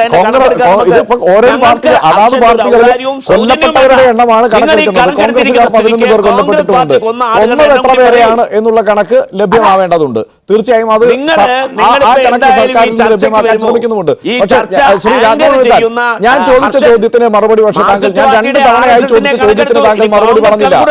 ഏതെങ്കിലും ഒരു RSS-ന്റെ അക്രമ സംഭവത്തിന് RSS നേതൃത്വം കൊടുത്ത ഒരക്രമത്തെ നേരിടാൻ എന്തെങ്കിലും തരത്തിലുള്ള പ്രതിഷേധ പരിപാടി, ഒരു മൗന പ്രാർത്ഥന ഏതെങ്കിലും കാലത്ത് കോൺഗ്രസ് സംസ്ഥാനത്ത് നടത്തിയോ? അർഷൻ ഇപ്പൊ കോൺഗ്രസ് പാർട്ടിയെ പ്രതിക്കൂട്ടിൽ നിർത്തി വിചാരണ ചെയ്യാനാണ് ഭാവമെങ്കിൽ അത് കൈയിരിക്കട്ടെ, അത് നടക്കത്തില്ല. നടത്തിയിട്ടില്ല എന്ന് നടത്തിയിട്ടില്ല. അതുകൊണ്ട് നടത്തിയെന്ന് പറയാനുള്ള ആർജവം ഇല്ല കോൺഗ്രസിന്. അതുകൊണ്ട് താങ്കൾക്ക് ഇതുപോലെ എന്നോട് തട്ടിക്കയറാം. കേരള അല്ല, നിങ്ങൾ പ്രേക്ഷകരെ തെറ്റിദ്ധരിപ്പിക്കണ്ട. ഞങ്ങൾ RSS പ്രവർത്തകനെ കൊന്നതിനെതിരെ അല്ല ഉപവാസം നടത്തിയത്. കേരളത്തിൽ നിങ്ങൾക്കറിയാവോ, BJP-യുടെ ഓഫീസ് ആക്രമിച്ചു. തൊട്ടടുത്ത ദിവസം മാർക്സിസ്റ്റ് പാർട്ടിയുടെ സംസ്ഥാന സെക്രട്ടറി താമസിക്കുന്ന അദ്ദേഹത്തിന്റെ വീട് ആക്രമിച്ചു, കാറടിച്ചു പൊട്ടിച്ചു, നിരവധി കൗൺസിലർമാരെ ആക്രമിച്ചു, കാട്ടാക്കട ശശിയെ ആക്രമിച്ചു, കാട്ടാക്കട കഴക്കൂട്ടം ഭാഗത്ത് നിരവധി മാർക്സിസ്റ്റുകാരുടെ വീടുകൾ കയറി ആക്രമിച്ചു, അവിടെ വാഹനങ്ങൾ നശിപ്പിച്ചു,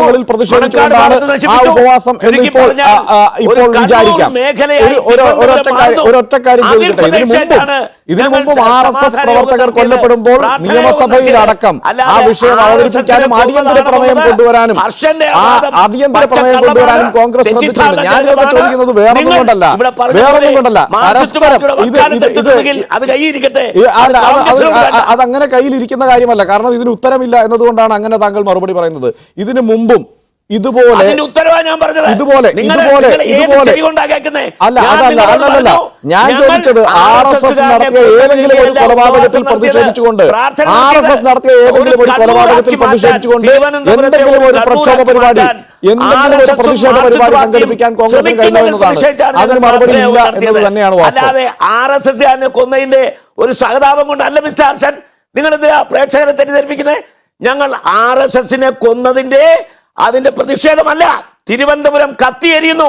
മാർക്സിസ്റ്റ് പാർട്ടിയുടെ സംസ്ഥാന സെക്രട്ടറിയുടെ വീട് അടിച്ചു പൊട്ടിച്ചു, കാർ അടിച്ചു പൊട്ടിച്ചു, കാട്ടാക്കട ശശി ആക്രമിച്ചു, നിരവധി മാർക്സിസ്റ്റ് കൗൺസിലർമാരെ ആക്രമിച്ചു, BJP-യുടെ ഓഫീസ് ആക്രമിച്ചു, അവരുടെ കൗൺസിലർമാരെ ആക്രമിച്ചു. തീർച്ചയായും ഏതായാലും ഈ വിഷയത്തിൽ തീർച്ചയായും വ്യക്തമാണ് ശ്രീ രാഘവൻ, മറുപടി വ്യക്തമാണ്. പക്ഷേ ആസൂത്രിതമായ പ്രചാരണം BJP RSS നടത്തുമ്പോൾ CPM ഇതിന് ഇവിടെ രാഷ്ട്രപതി ഭരണത്തിന്റെ സാഹചര്യം ഒരുക്കുന്നു എന്നാണ് ഇന്ന് പോലും ഈ വിഷയത്തിൽ ഇവിടെ കേരളത്തിൽ രാഷ്ട്രപതി ഭരണം വേണ്ട എന്ന് പറയാൻ പ്രതിപക്ഷ നേതാവ് വിളിച്ച വാർത്താ സമ്മേളനത്തിൽ പോലും അദ്ദേഹം പറഞ്ഞത് എന്നതാണ് സത്യം. ഞാൻ താങ്കളുടെ അവസരത്തിലേക്ക് തീർച്ചയായും മടങ്ങി വരാം. ശ്രീ CR നീലകണ്ഠൻ കൂടി ചർച്ചയിൽ പങ്കുചേരുന്നുണ്ട്. ശ്രീ CR നീലകണ്ഠൻ, വരാൻ വൈകിയതിൽ ഖേദിക്കുന്നു, ക്ഷമിക്കണം. ഇവിടെ വർഗീയ സംഘർഷങ്ങൾ ഉണ്ടാക്കാൻ ശ്രമിക്കുന്നു. CPM ഒരു ജിഹാദി പാർട്ടിയാണ്. തോമസ് മാഷിന്റെ കൈവെട്ടിയത് RSS CPM ആണ്. ഇവിടെ RSSകാരെ കൂട്ടക്കൊലപാതകം നടത്തുകയാണ് CPM എന്നതൊക്കെയാണ് പ്രചാരണം. എന്തായാലും CPM അങ്ങനെ കൊലപാതകങ്ങളിൽ പിന്നോട്ടൊന്നുമല്ല, കണക്കുകൾ നോക്കിയാൽ നമുക്കറിയാമല്ലോ. പക്ഷേ ഇങ്ങനെയൊക്കെ ആരോപിക്കപ്പെടാനും ഇങ്ങനെ നുണ പറയാനും ഇവിടെ രാഷ്ട്രപതി ഭരണം ഏർപ്പെടുത്താനും തക്ക സാഹചര്യം ഒരു CPM വിമർശകൻ എന്ന നിലയ്ക്ക് താങ്കൾക്ക് തോന്നുന്നുണ്ടോ? അല്ല, ഇപ്പൊ രാഷ്ട്രപതി ഭവനിൽ കൂടി RSSകാർ വന്നതോടുകൂടി രാഷ്ട്രപതി ഭരണത്തിന് കുറെ കൂടി പ്രാധാന്യം കൂടി. കാരണം പ്രണബ് കുമാർ മുഖർജി ആയിരുന്നെങ്കിൽ അങ്ങനെ എളുപ്പം കിട്ടില്ല. പക്ഷെ ഇതില് RSSന്റെ അജണ്ട വളരെ വളരെ വളരെ കൃത്യമാണ്. CPMനോട് നമുക്ക് വിരോധമുണ്ടോ ഇല്ലയോ എന്നുള്ളതൊക്കെ രണ്ടാമത്തെ വിഷയമാണ്. ഇന്ത്യ രാജ്യത്തിന്റെ ജനാധിപത്യത്തെ, അതിന്റെ ഭരണഘടനയെ, അതിലെ മതേതരത്വത്തെ ഒരു ഇഞ്ച് പോലും ബഹുമാനിക്കാത്ത, ഇന്ത്യൻ സ്വാതന്ത്ര്യ സമരത്തെ പോലും ബഹുമാനിക്കാത്ത ഒരു സംഘടനയാണ് RSS. ആ സംഘടന തീർച്ചയായും ഇന്ത്യയിലെ ഏതെങ്കിലും നിയമത്തെ അവർ ബഹുമാനിക്കുന്നു ഞാൻ വിചാരിക്കും. 356 ഉണ്ടെന്ന് പറഞ്ഞത് നന്നായി. പ്രശ്നം എന്താ? പ്രശ്നം മറ്റ് സംസ്ഥാനങ്ങളിൽ, ഇപ്പോൾ BJP അടക്കം ഭരിക്കുന്ന സംസ്ഥാനങ്ങളിൽ നിരവധി അക്രമങ്ങൾ നമ്മൾ പല പ്രാവശ്യം ചർച്ച ചെയ്താണ് കർഷൻ. അത് ബീഫ് തിന്നാൽ തിന്നില്ലെങ്കിൽ, വസ്ത്രം ധരിച്ചാൽ ധരിച്ചില്ലെങ്കിൽ, ഉടുപ്പിട്ടാൽ ഇട്ടില്ലെങ്കിൽ, അമ്പലത്തിൽ പോയാൽ പള്ളിയിൽ പോയാൽ ഒക്കെ അക്രമം നടത്തിയ നിരവധി കാര്യങ്ങൾ നടക്കുന്ന സ്ഥലത്ത്, ഇപ്പോൾ UP പോലെ അതുപോലെയുള്ള സ്ഥലങ്ങളിൽ ഒക്കെ നടന്നിട്ടും ഒരു പ്രശ്നവുമില്ല. അവിടെയൊക്കെ ക്രമസമാധാന നില വളരെ ക്ലിയർ. കേരളത്തിൽ സംഘർഷങ്ങൾ ഉണ്ടായിട്ടുണ്ട്, ഒരു തർക്കമില്ല. CPMന് അതിന് ഒഴിഞ്ഞു മാറാനൊന്നും പറ്റുന്ന ഞാൻ പറയുന്നില്ല. പക്ഷേ പ്രസിഡന്റ് ഭരണം കേരളത്തിൽ നടപ്പാക്കണമെന്ന് പറയുമ്പോൾ ഒരു കാര്യം അറിയേണ്ടത് 1959 അല്ല 2017 ഇന്ത്യ ചരിത്രത്തിൽ എന്നുള്ളതാണ് ആദ്യത്തെ കാര്യം. 59 തന്നെ അത് ചെയ്തത് തെറ്റാണെന്ന് കോൺഗ്രസിന് തന്നെ ഒരു ഘട്ടത്തിൽ, കോൺഗ്രസിൽ തന്നെ വലിയൊരു ശക്തമായ ആളുകൾ പറഞ്ഞു.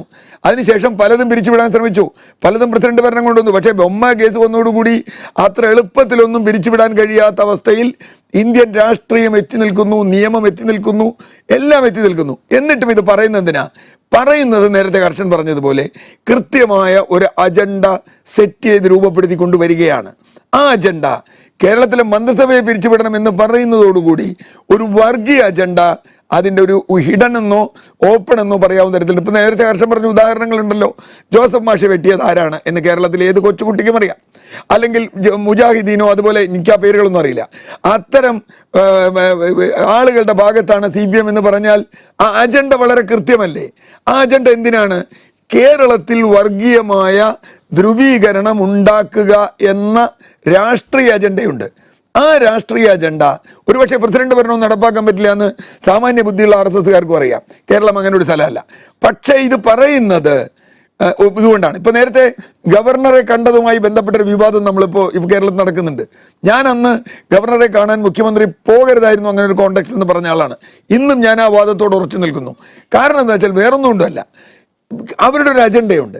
ആ അജണ്ട ഇങ്ങനെ കൊണ്ടുവരുന്നതിൽ CPM പെട്ടുപോയിക്കൂടാ. ഇപ്പം ഞാൻ CPM സഖാവ് കരുണാകരനെ പോലുള്ള എല്ലാ നേതാക്കളോടും എനിക്ക് പറയാനുള്ളത്, BJP ആക്രമിച്ചാൽ തിരിച്ചാക്രമിക്കാൻ നിന്നാൽ BJPക്ക് ഗുണമാണ് കേരളത്തിൽ. അത് BJPയുടെ വളർച്ചയ്ക്ക്, RSSന്റെ വളർച്ചയ്ക്ക് അനുകൂലമാണ്. അതുകൊണ്ട് അവരെ നിയമപരമായി നേരിടണം. കാരണം ഞാനിത് പറയുന്നത് ആം ആദ്മിയുടെ ആളെന്നുള്ള നിലയ്ക്ക് മാത്രമല്ല, ആം ആദ്മിയുടെ നിലയ്ക്ക് ഞങ്ങൾക്ക് പറയാം. ഡൽഹിയിൽ ഒരു ഗവൺമെന്റിനെ ഞെക്കിക്കൊല്ലാൻ വേണ്ടി ഗവർണർ ഉപയോഗിക്കുന്നത് അനുഭവിച്ചുകൊണ്ടിരിക്കുന്ന ഒരു പാർട്ടിയുടെ ഡൽഹിയിൽ മാത്രമല്ല, പശ്ചിമ ബംഗാളിൽ, കേരളത്തിൽ, ഇവിടെയൊക്കെ പ്രത്യേകിച്ച് ഡൽഹിയിൽ BJPക്ക് അധികാരത്തിൽ വരാൻ കഴിഞ്ഞിട്ടുണ്ട്. ഇനിയും ഒരു പക്ഷേ ഏതെങ്കിലും സമയത്ത് കഴിയുമായിരിക്കും. പക്ഷേ പശ്ചിമ ബംഗാളിലും കേരളത്തിലും ഇത്തരം എന്തെങ്കിലും ഒരു നീക്കത്തിലൂടെ അല്ലാതെ അധികാരം പിടിക്കുക എന്നത് സാധ്യമല്ല. അധികാരം, ഈ സംസ്ഥാനങ്ങളുടെ അധികാരം കൈയാളുക എന്നത് അത്ര എളുപ്പമുള്ള കാര്യമല്ല. ഇപ്പോൾ ബംഗാളും കേരളവുമാണ് നോട്ടമിട്ടിരിക്കുന്നത്. വളരെ കൃത്യമായി അവിടുത്തെ ഗവർണർമാർ കാര്യമായി കാര്യങ്ങൾ കൈകാര്യം ചെയ്യുന്നുണ്ട്.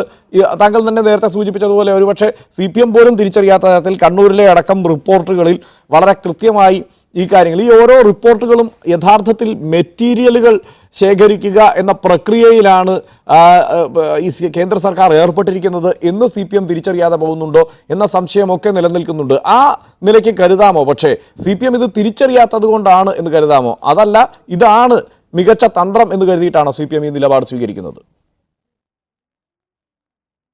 അല്ല, അവിടെ CPM തിരിച്ചറിയാന്നുണ്ടോ വെച്ചാൽ, ഞാൻ CPM ഇങ്ങനെയാണോ RSSനെ നേരിടേണ്ടതിനെ കുറിച്ച് എനിക്ക് അഭിപ്രായ വ്യത്യാസമുള്ള ആളാണ്. ഞാൻ പറഞ്ഞല്ലോ, ഡൽഹിയിൽ ഇത്രയൊക്കെ ചെയ്തിട്ടും 14 MLA മാരെ കള്ളക്കേസ് എടുത്തിട്ടും അടിക്കാനോ നമ്മൾ പോയില്ല. പോവാത്തതിന് കാരണം ഫാസിസ്റ്റുകളെ അതേ രീതിയിൽ ഹിംസ കൊണ്ട് നേരിടാൻ പറ്റില്ല എന്ന് ഉറച്ചു വിശ്വസിക്കുന്ന ആളുകളാണ് ഞങ്ങൾ. ഇന്ത്യയുടെ ചരിത്രം അതാണ്. ഇവരെ നേരിടണമെങ്കിൽ CPM കുറെ കൂടി രാഷ്ട്രീയമായി തന്നെ ഇതിൽ നേരിടണം. രാഷ്ട്രീയമായി നേരിടണമെന്ന് പറയുമ്പോൾ ഞാൻ നേരത്തെ പറഞ്ഞതുപോലെ CPMന് അറിയോ, ഞാൻ CPMന് രാഷ്ട്രീയം പഠിപ്പിക്കാനൊന്നും പറ്റിയ ആളല്ല. പക്ഷേ ഞാൻ പറയുന്നത്, ഒരു ട്രാപ്പിൽ CPM വീണു പോകുന്നുണ്ടോ എന്നൊരു സംശയം എനിക്ക് പലപ്പോഴും ഉണ്ട്. ഞങ്ങളിപ്പോൾ ഒരു ഉദാഹരണം, കോടിയേരി ബാലകൃഷ്ണൻ സഖാവ് പറഞ്ഞു വരമ്പത്ത് കൂലിയെന്ന്. ഞാൻ അതിനെ അന്ന് എതിർത്ത ആളാണ്. കാരണം ഈ രാജ്യത്തൊരു നിയമ സംവിധാനമുണ്ട്. എന്നെ അടിച്ചാൽ ഞാൻ തിരിച്ചടിക്കുമെന്ന് സിനിമയിൽ ഡയലോഗ് പറയുന്നത് വ്യക്തമാണ്. ശ്രീ പി കരുണാകരൻ, അതൊരു പ്രശ്നമാണ്. ശ്രീ പി കരുണാകരൻ, എന്താണ്, രണ്ട് തരത്തിലാണ് ശ്രീ CR നീലകണ്ഠൻ ചൂണ്ടിക്കാണിച്ച കാര്യത്തിലേക്ക് നമുക്ക് രണ്ട് തരത്തിൽ പോകാം. ഒന്ന്, ഈ പറഞ്ഞ പോലെ തിരിച്ചടി എന്നത് കൃത്യമായി നടപ്പാക്കിക്കൊണ്ടിരിക്കുന്നു, അത് തിരിച്ചടിക്കാതെ തരമില്ല, അല്ലെങ്കിൽ പരമാവധി പ്രകോപിപ്പിക്കുന്നു എന്നതാണ് നിങ്ങളുടെ ആരോപണം. എങ്കിൽ പോലും തിരിച്ചടി എന്നത് സംഭവിച്ചുകൊണ്ടേയിരിക്കുന്നു. അങ്ങനെ ആക്രമണവും പ്രത്യാക്രമണവും എന്ന പ്രതീതി ഉണ്ടാവുന്നു. അത് ആ നിലയ്ക്ക് തന്നെ കോൺഗ്രസ് അടക്കമുള്ള പാർട്ടികൾ, ഇപ്പോൾ കോൺഗ്രസ് ഒരു സത്യാഗ്രഹം നടത്തുന്നത് എന്തിനാണ്? CPM BJP സംഘർഷത്തിനെതിരായാണ്. അതല്ലാതെ ഇപ്പോൾ CPMകാർ ആക്രമിക്കപ്പെടുന്നത് കൊണ്ട് മാത്രം എന്നുള്ള നിലയ്ക്ക് ഇതുവരെ സംഭവിച്ചിട്ടില്ല. ഇനിയോട്ട് അങ്ങനെ സംഭവിക്കുമെന്ന് ഇതുവരെയുള്ള സാഹചര്യത്തിൽ കരുതാനുമാവില്ല. അപ്പോൾ ഇങ്ങനെയൊക്കെ സംഭവിക്കുമ്പോൾ ഈ തിരിച്ചടിയിൽ വീണുപോകുന്നു എന്നതാണ് ഒന്നാമത്തെ പ്രശ്നം. രണ്ട്, ഇപ്പോൾ ഗവർണർ കണ്ണൂർ വിഷയത്തിൽ ഈ 356ലേക്ക് ചേർക്കാൻ കഴിയുന്ന തരത്തിലുള്ള മെറ്റീരിയലുകൾ കേന്ദ്ര സർക്കാരിന് കളക്ട് ചെയ്യാൻ കഴിയുന്ന തരത്തിൽ റിപ്പോർട്ട് കൊടുക്കുന്നു. അതിൻ്റെ തുടർച്ചയായി മുഖ്യമന്ത്രിയെ വിളിച്ചു വരുത്തുന്നു. സമൻ ചെയ്തു എന്ന് ആ വാക്കിനെക്കുറിച്ച് പലതരം വ്യാഖ്യാനങ്ങളാണ് ഇപ്പോൾ കോടിയേരി ബാലകൃഷ്ണൻ പറയുന്നത്. എന്തുമായിക്കോട്ടെ, സമൻ ചെയ്തു എന്ന് ട്വീറ്റ് ചെയ്യുന്നു. ആ ഒരു പ്രതീതി സൃഷ്ടിക്കുന്നു. ഇതിലെല്ലാം ഈ വിളിച്ചിടത്ത് CPM ചെല്ലുന്നു. CPMനെയും BJPയെയും വിളിച്ച് ഗവർണർ പ്രത്യേകം സംസാരിക്കുന്നു. ഈ നിലയ്ക്ക് സംസ്ഥാനത്തിൻ്റെ ഭരണത്തിൽ തന്നെ ഇടപെടുന്ന ഒരു സാഹചര്യം ഗവർണർ സൃഷ്ടിക്കുന്നു. അതിലേക്കും CPM വീണുപോവുകയാണ്. അപ്പോൾ യഥാർത്ഥത്തിൽ ഇതിനെ പ്രതിരോധിക്കേണ്ടത് എങ്ങനെ എന്ന കാര്യത്തിൽ ഒരു ആശയക്കുഴപ്പം CPMനുണ്ടോ? അല്ല, ഈ വിഷയം ഞങ്ങൾ ഗൗരവമായിട്ട് ചർച്ച ചെയ്ത കാര്യമാണ്. ഇപ്പം ഞങ്ങൾക്കറിയാം, കാരണം ഇവിടെ സംഘർഷമുണ്ടാക്കാൻ ബോധപൂർവമായിട്ടുള്ള ശ്രമം RSSും BJPയും നടത്തുന്നുണ്ട്. അതിൽ ഒരു കാരണവശാലും വീണു പോകരുത് എന്നുള്ളത് തന്നെയാണ് ഞങ്ങൾ പാർട്ടി അണികൾക്ക് നൽകിയിട്ടുള്ള നിർദ്ദേശം. മാത്രമല്ല, അത് പരസ്യമായിട്ട് തന്നെ പാർട്ടി സംസ്ഥാന സെക്രട്ടറി നൽകിയിട്ടുണ്ട്. കാരണം ഈ ഗവൺമെൻറ് വന്ന ദിവസം, ഗവൺമെൻറ് വന്നിട്ടില്ല, തിരഞ്ഞെടുപ്പിൻ്റെ റിസൾട്ട് വന്ന ദിവസം തന്നെ BJP എടുത്ത സമീപനം എന്താണെന്നുള്ളത് വ്യക്തമല്ലേ? ഇന്നത്തെ റവന്യൂ മന്ത്രി ശ്രീ ചന്ദ്രശേഖരൻ, അദ്ദേഹം വിജയാഹ്ലാദം നടത്തുന്ന സമയത്താണല്ലോ എൻ്റെ ജില്ല കാസർഗോഡ് മാവുങ്കാലിൽ വെച്ച് അദ്ദേഹത്തിൻ്റെ വാഹനം ആക്രമിക്കുകയും രണ്ട് കൈയും പൂർണ്ണമായിട്ടും തകർക്കുകയും ചെയ്ത് അദ്ദേഹം ഇന്ന് റവന്യൂ മിനിസ്റ്ററാണ്. അതേ ദിവസം തന്നെയാണല്ലോ കൂത്തുപറമ്പിൽ പിണറായി വിജയന്റെ വിജയാഹ്ലാദത്തിനെതിരെ ബോംബെറിഞ്ഞിട്ട് രവീന്ദ്രൻ അവിടെ കൊലയപ്പെട്ടത്. ഈ കണക്കുകൾ CPMനും പാർലമെന്റിൽ അവതരിപ്പിക്കാവുന്നതാണ്. ഈ കണക്കുകൾ അവതരിപ്പിക്കാവുന്ന കണക്കുകളുണ്ട്. പക്ഷേ എങ്ങനെയാണ് ഇവരുടെ കണക്കിൽ CPM ഭരണത്തിലേറിയതിനു ശേഷം, കഴിഞ്ഞ പിണറായി സർക്കാരിന്റെ ഭരണം ആരംഭിച്ചതിന് ശേഷം ഇങ്ങോട്ട് RSS പ്രവർത്തകരെ തിരഞ്ഞുപിടിച്ച് കൊല്ലുകയാണെന്നും ഒരൊറ്റ RSS പ്രവർത്തകൻ പോലും ഒരു CPM പ്രവർത്തകനെ കൊന്നിട്ടില്ല എന്നും പാർലമെന്റിൽ BJPക്ക് പറയാനും പ്രചരിപ്പിക്കാനും കഴിയുന്നത്? ഈ എണ്ണത്തിന്റെ കണക്കിൽ എന്തുകൊണ്ടാണ് നിങ്ങളെ അവർക്ക് ഈ നിലയ്ക്ക് കാര്യങ്ങൾ അവതരിപ്പിച്ചു? 100% തെറ്റായിട്ടുള്ള കാര്യങ്ങളാണ് പാർലമെന്റിൽ അവതരിപ്പിച്ചത്. ഇപ്പോൾ സംഘർഷങ്ങളുള്ള സമയത്ത് രണ്ടു ഭാഗത്തും സംഭവം ഉണ്ടായിട്ടുണ്ടാവില്ല, ഞാൻ നിഷേധിക്കുന്നില്ല. പക്ഷെ ഇവിടെ തന്നെ ഇപ്പോൾ തിരുവനന്തപുരത്ത് നടന്ന സംഭവത്തിൽ CPMനെതിരായിട്ടാണല്ലോ. ആ സംഭവം പൂർണ്ണമായിട്ട് നിങ്ങൾ പരിശോധിച്ച് നോക്കിയാൽ കാണാൻ വേണ്ടി കഴിയും. പഴയ ഗുണ്ടകൾ തമ്മിലുള്ള ഒരു കുടിപ്പകയുടെ ഭാഗമായിട്ടാണ് അത് നടന്നിട്ടുള്ളത്. അത് RSSകാർക്കും BJPക്കാർക്കും അറിയാം.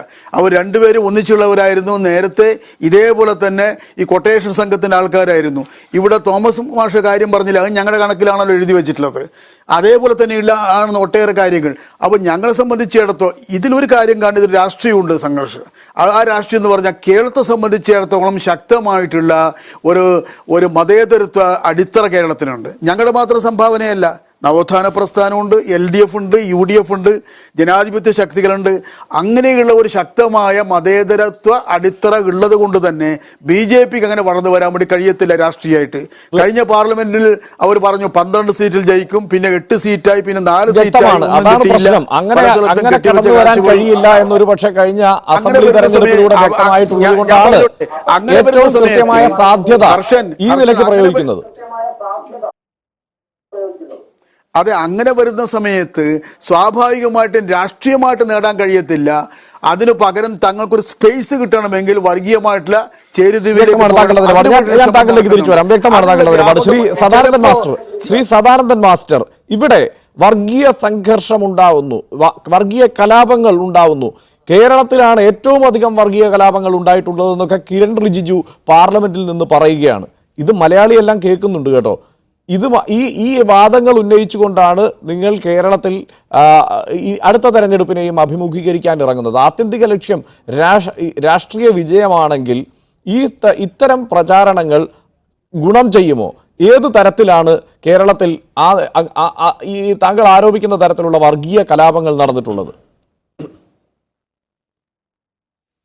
ഹർഷൻ, ഞാനിവിടെ കൗതുകകരമായ ഒരു കാഴ്ച കാണുകയാണ്. അതായത് CPIM എന്ന പാർട്ടി സ്വീകരിച്ച നിലപാട് ശരിയല്ല എന്ന് താങ്കളും CR നീലകണ്ഠൻ സാറും രാജ്മോഹൻ ഉണ്ണിത്താൻ സാറും ഒക്കെ വളരെ ആവേശത്തോടെ സംസാരിക്കുകയാണ്. പക്ഷേ ഇത്രയും ആവേശം CPIM ഇല്ല എന്നുള്ളതാണ് എനിക്ക് കൗതുകകരമായി തോന്നുന്നത്. താങ്കൾ എത്രമാത്രം പ്രകോപിപ്പിക്കാൻ ശ്രമിച്ചിട്ടും രാജ്മോഹൻ ഉണ്ണിത്താൻ സാറായാലും നീലകണ്ഠൻ സാറായാലും CPM-ന്റെ അക്രമ രാഷ്ട്രീയത്തെ പരസ്യമായി അംഗീകരിക്കാൻ അവർക്ക് കഴിയില്ല. കാരണം രാജ്മോഹൻ ഉണ്ണിത്താൻ സാറിന് അറിയാമായിരിക്കും, പയ്യന്നൂരിനടുത്ത് കല്യാശ്ശേരി പഞ്ചായത്ത് തെരഞ്ഞെടുപ്പിൽ മത്സരിച്ച ഒരു അധ്യാപികയുടെ മകളായിട്ടുള്ള ഒരു ആയുർവേദ ഡോക്ടർ നീതു, ആ സഹോദരിക്ക് ഇന്നും സ്വതന്ത്രമായി അവരുടെ ക്ലിനിക്ക് നടത്തിക്കൊണ്ടുപോകാൻ സാധിക്കുന്നില്ല. CPIM-ന്റെ പ്രതിരോധം എന്ന് പറയുന്നത് ശരിയല്ല, CPIM-ന്റെ ഉപരോധം, CPIM-ന്റെ സാമൂഹ്യമായ ഭ്രഷ്ട് കൽപ്പിക്കുന്ന നിലപാടുകൾ, ഇതൊക്കെയാണ് കേരളത്തിന്റെ സാഹചര്യം. ഈ സാഹചര്യം അതിലേക്കാണ് രാഷ്ട്രപതി ഭരണം എന്ന ആവശ്യം ഉന്നയിക്കുമ്പോൾ ഊന്നി പറയുന്നത്, കേന്ദ്രമന്ത്രി പോലും പറയുന്നത് ഇവിടെ വർഗീയ സംഘർഷങ്ങൾ ഏറ്റവും അധികം നടക്കുന്ന, വർഗീയ കലാപങ്ങൾ നടക്കുന്ന സംസ്ഥാനമാണ് ഏറ്റവും അധികം എന്നാണ്. അത് ഏതൊക്കെയാണെന്ന് അറിഞ്ഞാൽ കൊള്ളാം.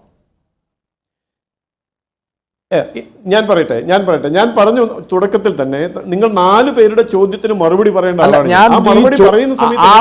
ആ വിഷയത്തിൽ നിന്നുകൊണ്ടല്ല മറുപടി പറയുന്നത് എന്തുകൊണ്ടാണ്? കാരണം താങ്കൾ പറയുന്ന വിഷയങ്ങൾ അവതരിപ്പിക്കാൻ തീർച്ചയായും ഞാൻ അവസരം തരുന്നുണ്ട്. താങ്കൾ പറയുന്ന വിഷയങ്ങൾ അവതരിപ്പിക്കാനുള്ള അവസരം തീർച്ചയായും ഞാൻ നൽകുന്നുണ്ട്. കാരണം ഇപ്പോൾ കണ്ണൂരെ വിഷയം അവതരിപ്പിച്ചു, അത് പൂർത്തിയായതിനു ശേഷമാണ് ഞാൻ അടുത്ത വിഷയത്തിലേക്ക് വരുന്നത്. ഞാൻ ചോദിക്കുന്നത്, ഏതാണ് ഈ പറഞ്ഞ വർഗീയ കലാപങ്ങൾ? ഏതാണ് ഈ പറഞ്ഞ കിരൺ റിജിജു പറഞ്ഞ വർഗീയ കലാപങ്ങൾ? ഹർഷൻ, കേരളത്തിലാണല്ലോ ISI തീവ്രവാദികൾക്ക് ഏറ്റവും വലിയ റിക്രൂട്ടിംഗ് കേന്ദ്രമായി വർത്തിക്കുന്ന പ്രദേശങ്ങൾ കേരളത്തിലാണെന്ന് താങ്കൾ നിഷേധിക്കുമോ? കാശ്മീരിൽ ഏറ്റുമുട്ടലിൽ കൊല ചെയ്യപ്പെട്ട ഭീകരവാദികളുടെ പോക്കറ്റിൽ നിന്ന് കിട്ടിയ ഡയറിയിൽ മലപ്പുറം ജില്ലയിലുള്ള യുവാക്കന്മാരുടെ ഫോൺ നമ്പർ ആണല്ലോ ലഭിച്ചത്. ഇപ്പോഴും ISIൽ ചേരാൻ വേണ്ടി ആളുകൾ എവിടെയാണ്? കലാപം ഉണ്ടാകുന്ന തരത്തിൽ അത് പ്രവർത്തിച്ചിട്ടുള്ളത് കേരളത്തിൽ എവിടെയാണ്? ആ നിലയ്ക്ക് വർഗീയ കലാപങ്ങൾ കഴിഞ്ഞ കുറെ കാലമായി നിരന്തരം ഉണ്ടായിക്കൊണ്ടിരിക്കുന്നത് എവിടെയാണ്? താങ്കൾ ഒരു നല്ല മാധ്യമ പ്രവർത്തകനാണ്, പക്ഷേ ഈ മാധ്യമ കൗശലം എന്ന് പറയുന്ന ഒരു കാര്യമുണ്ടല്ലോ. കൗശലം പ്രയോഗിച്ചിരിക്കുന്നത് കിരൺ റിജിജു എന്ന വാക്ക് ഒരിക്കലുമല്ല. നുണ എന്ന വാക്ക് 12 തവണ താങ്കൾ ഉപയോഗിച്ചു. നട്ടാൽ കുരുക്കാത്ത നുണ എന്ന് താങ്കൾ 5 പ്രാവശ്യം പ്രയോഗിച്ചു. ഇതെല്ലാം സംസ്ഥാനങ്ങൾക്ക് നേരെയാണ് പ്രയോഗിച്ചത്. ഞങ്ങൾ ജീവിക്കാൻ വേണ്ടി ജീവിക്കാൻ വേണ്ടി മത്സരം നടത്തുന്നവരാണ് ഞങ്ങൾ, ജീവിക്കാൻ വേണ്ടി സമരം ചെയ്യേണ്ടി വരുന്നവരാണ് ഞങ്ങൾ. മറ്റൊരു നുണയെക്കുറിച്ച് പറയാൻ വേണ്ടിയാണ് ഞാൻ വീണ്ടും ഈ പറഞ്ഞ കലാപങ്ങളുടെ കാര്യം ചോദിക്കുന്നതും അതുകൊണ്ട് തന്നെയാണ്. വീണ്ടും ഒരിക്കൽ കൂടി എനിക്ക് നുണ എന്ന് ആവർത്തിക്കേണ്ടത് കരുതിക്കൊണ്ടാണ് ആ ചോദിക്കുന്നത്. ശ്രീ സദാനന്ദൻ മാസ്റ്റർ, ഞാനൊരു കാര്യം പറയട്ടെ. ഈ കേരളം കണ്ടതിൽ ഏറ്റവും പൈശാചികമായ കൊലപാതകങ്ങൾ എന്ന് അടുത്ത കാലത്ത് കണ്ട കൊലപാതകങ്ങൾ എന്ന് വിശേഷിപ്പിക്കാവുന്ന രണ്ടെണ്ണമുണ്ട്. ഒന്ന് റിയാസ് മൗലവിയുടെ കൊലപാതകമാണ്, ഒന്ന് കൊടിഞ്ഞി ഫൈസലിന്റെ കൊലപാതകമാണ്. RSS നേതാക്കളും പ്രവർത്തകരുമാണ് അതിൽ പ്രതികൾ. ഏതെങ്കിലും തരത്തിലുള്ള രാഷ്ട്രീയ വൈരത്തിന്റെ തുടർച്ചയായി നടന്ന കൊലപാതകമല്ല അത്. മതം മാത്രമാണ് അതിൽ ഘടകമായിരുന്നത്. മതത്തിന്റെ പേരിൽ രണ്ടുപേരെ പൈശാചികമായി വെട്ടിക്കൊലപ്പെടുത്തിയത് ഇവിടെ RSS ആണ്. സമാനമായ എന്തെങ്കിലും സംഭവം സമീപകാലത്ത് ചൂണ്ടിക്കാട്ടാനുണ്ടോ? അപ്പോൾ ഇവിടെ വർഗീയ സംഘർഷങ്ങൾക്കും വർഗീയ കലാപങ്ങൾക്കും ശ്രമിച്ചത് RSS തന്നെയാണ്. അപ്പോൾ RSS ആണ് എന്നുകൂടി കിരൺ റിജിജു അവിടെ പറയേണ്ടിയിരുന്നു, ശരിയല്ലേ? കിരൺ റിജിജു പറഞ്ഞിട്ടില്ല, താങ്കൾ ഇത് തന്നെ പറയണം. കേരളത്തിൽ നമ്മൾ എപ്പോഴും പറയാറുണ്ട്, ബാബറി മസ്ജിദ് തകർക്കപ്പെട്ട കാലഘട്ടത്തിൽ മുസ്ലിം സമൂഹം അങ്ങേയറ്റം വേദന അനുഭവിച്ചുവെന്നും അവർ സംയമനം പാലിച്ചുവെന്നും ഒക്കെ താങ്കളെപ്പോലുള്ള മാധ്യമ പ്രവർത്തകന്മാർ അങ്ങനെ വിളിച്ചു പറയുമ്പോൾ മലപ്പുറം ജില്ലയിൽ 48 ക്ഷേത്രങ്ങളാണ് 2.5 മണിക്കൂറിനുള്ളിൽ തകർക്കപ്പെട്ടത് എന്ന് നമ്മൾ കാണാതിരുന്നു.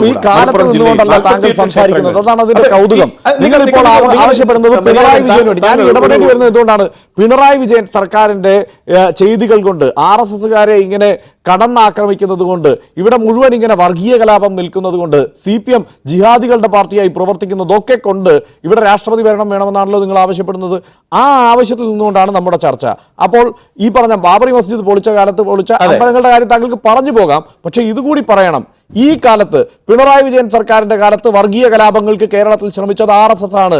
പൈശാചികമായി മതം മാത്രം മുന്നിൽ നിർത്തിക്കൊണ്ട് 2 കൊലപാതകം നടത്തിയത് RSSന്റെ നേതാക്കളും പ്രവർത്തകരുമാണ്. അതുകൂടി പറയണം. ഹർഷൻ, താങ്കൾ ഇപ്പോൾ പറഞ്ഞു പോവുക എന്നൊരു കാര്യം എനിക്കൊരു സൗജന്യമായി താങ്കൾ അനുവദിച്ചു. താങ്കൾ ചെയ്യുന്നത് ഒരു കാര്യം നിരന്തരമായി പറഞ്ഞ് സ്ഥാപിക്കാൻ ശ്രമിക്കുകയാണ് താങ്കൾ. ഞാൻ അതിന് മറുപടി പറയും, അത് പറഞ്ഞു പോയാൽ മതി എന്നൊരു സൗജന്യം അനുവദിച്ച് എന്നെ സംസാരിക്കാൻ താങ്കൾ എനിക്ക് സാഹചര്യം ഒരുക്കുകയാണ്. അത് ശരിയല്ല ഹർഷൻ. താങ്കൾ 2000 മുതലുള്ള കണക്ക് 3 തവണ ഇവിടെ പറഞ്ഞു. ഞാൻ പറഞ്ഞു അതിന് മുമ്പിലേക്ക് പോകണമെന്ന്. താങ്കൾ അവിടെ ഇടപെട്ടു. ഇപ്പോൾ വർഗീയ കലാപത്തെക്കുറിച്ച് പറയുന്നു. വർഗീയ കലാപം എവിടെയാണെന്ന് ചോദിച്ചപ്പോൾ ബാബറി മസ്ജിദ് തകർക്കപ്പെട്ട കാലത്ത് മലപ്പുറം ജില്ലയിൽ വർഗീയ കലാപം ഉണ്ടായി എന്ന് ഞാൻ പറയുമ്പോൾ അത് കണക്ക് പറയുന്നത് അത് ഏതാണ് എന്ന് ഞാൻ ചോദിച്ചാൽ അതിന് മറുപടിയില്ലാത്തത് കൊണ്ടാണ് താങ്കൾ ഇങ്ങനെ തർക്കിക്കുന്നത്. അതിന് മറുപടി ഉണ്ട്. അതിന് മറുപടി സന്നദ്ധനാണെങ്കിൽ ഞാൻ മറുപടി പറയാൻ സന്നദ്ധനാണ്. എങ്കിൽ പറയൂ. പറഞ്ഞു വരുന്നത് കേരളത്തിൽ മനുഷ്യാവകാശ ലംഘനം നടക്കുന്നു. സ്വാതന്ത്ര്യത്തോടുകൂടി സംഘടനാ പ്രവർത്തനം നടത്താനുള്ള സാഹചര്യമില്ല. ജനാധിപത്യ മൂല്യങ്ങൾക്ക് വിരുദ്ധമായ പ്രവർത്തനങ്ങളാണ് സംഘപ്രസ്ഥാനങ്ങൾക്കു നേരെ CPIM അനുവർത്തിച്ചു വരുന്നത്. ആ പ്രവർത്തനങ്ങൾക്ക് കുടചീട് പിടിക്കുന്ന ഒരു പ്രവർത്തനമാണ് കേരളം ഭരിക്കുന്ന സർക്കാർ ഈ കേരളത്തിലെ ജനങ്ങളുടെ മുമ്പാകെ കാണിച്ചുകൊണ്ടിരിക്കുന്നത്. സ്ത്രീകൾക്ക് രക്ഷയില്ല, ദളിത് വിഭാഗത്തിന് രക്ഷയില്ല, യുവാക്കന്മാർക്ക് സ്വതന്ത്രമായി ജോലി ചെയ്യാൻ സാധിക്കുന്നില്ല. വീട്ടുകിണറ്റിൽ ശുദ്ധജലം ഉപയോഗിക്കുന്ന കിണറ്റിൽ നമ്മുടെ ശരീര മാലിന്യങ്ങൾ കൊണ്ടുപോയി ഇടുന്നു. 10-18ഓളം വീടുകളിൽ ഇന്ന് ശുദ്ധജലം കിട്ടുന്ന കിണറുകളില്ല. ഈ സാഹചര്യം കേരളത്തിൽ നിലനിന്നുകൊണ്ടേയിരിക്കുന്നു. ഇത്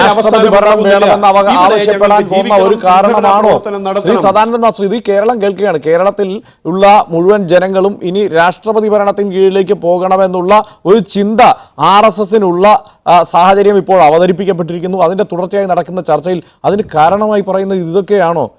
ഇതിനൊക്കെ വേണ്ടിയിട്ടാണോ കേരളം രാഷ്ട്രപതി ഭരണത്തിലേക്ക് പോകേണ്ടത്? ഞാൻ ചോദിച്ചതിന് ഉത്തരം താങ്കൾ പറഞ്ഞില്ലല്ലോ.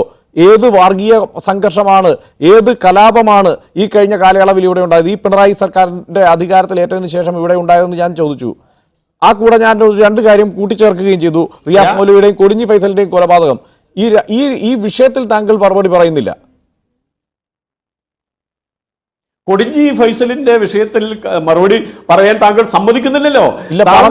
താങ്കൾ പറഞ്ഞ് അവസാനിപ്പിച്ചു വളരെ വിശദമായി തന്നെ. അതിന്റെ തുടർച്ചയായാണ് ഞാൻ വീണ്ടും ഇത് ആവർത്തിക്കുന്നത് താങ്കളോട്. കൊടിഞ്ഞി ഫൈസൽ അതുപോലുള്ള ചില സംഭവങ്ങൾ, വൈകാരികമായി ഉണ്ടായ ചില പ്രശ്നങ്ങളുടെ പേരിൽ ഫൈസലിന്റെ ബന്ധുക്കളായിട്ടുള്ള ആളുകൾ ഉൾപ്പെട്ട ഒരു സംഭവമാണത്. അതിൽ രാഷ്ട്രീയ സ്വയംസേവക സംഘത്തിനും മറ്റു പ്രസ്ഥാനങ്ങൾക്കും യാതൊരു പങ്കുമില്ല. ജയപ്രകാശും RSSന്റെ പ്രചാരക് മഠത്തിൽ നാരായണനും പ്രതികളായ കേസിൽ RSSന് ഒരു ബന്ധവും ഇല്ലെന്നൊക്കെ ഇങ്ങനെ പറഞ്ഞു പോകരുത്. പിന്നെ എന്താണ് പറയേണ്ടത്? വ്യക്തികൾ ഈ പറയുന്ന വിഷയത്തിൽ ബന്ധുക്കൾക്ക് നേരിടേണ്ടി വരുന്ന ചില ഭീഷണമായ പ്രതികളായവരെല്ലാവരും RSSകാരാണെങ്കിലും അവരെ RSSകാരാണ് എന്ന് പറയരുത് എന്ന് താങ്കൾ പറഞ്ഞാൽ ഈ പറഞ്ഞ ന്യായം CPM-ന്റെ കാര്യത്തിലും പറയേണ്ടതാണ്. അവർക്കും ആ വാദം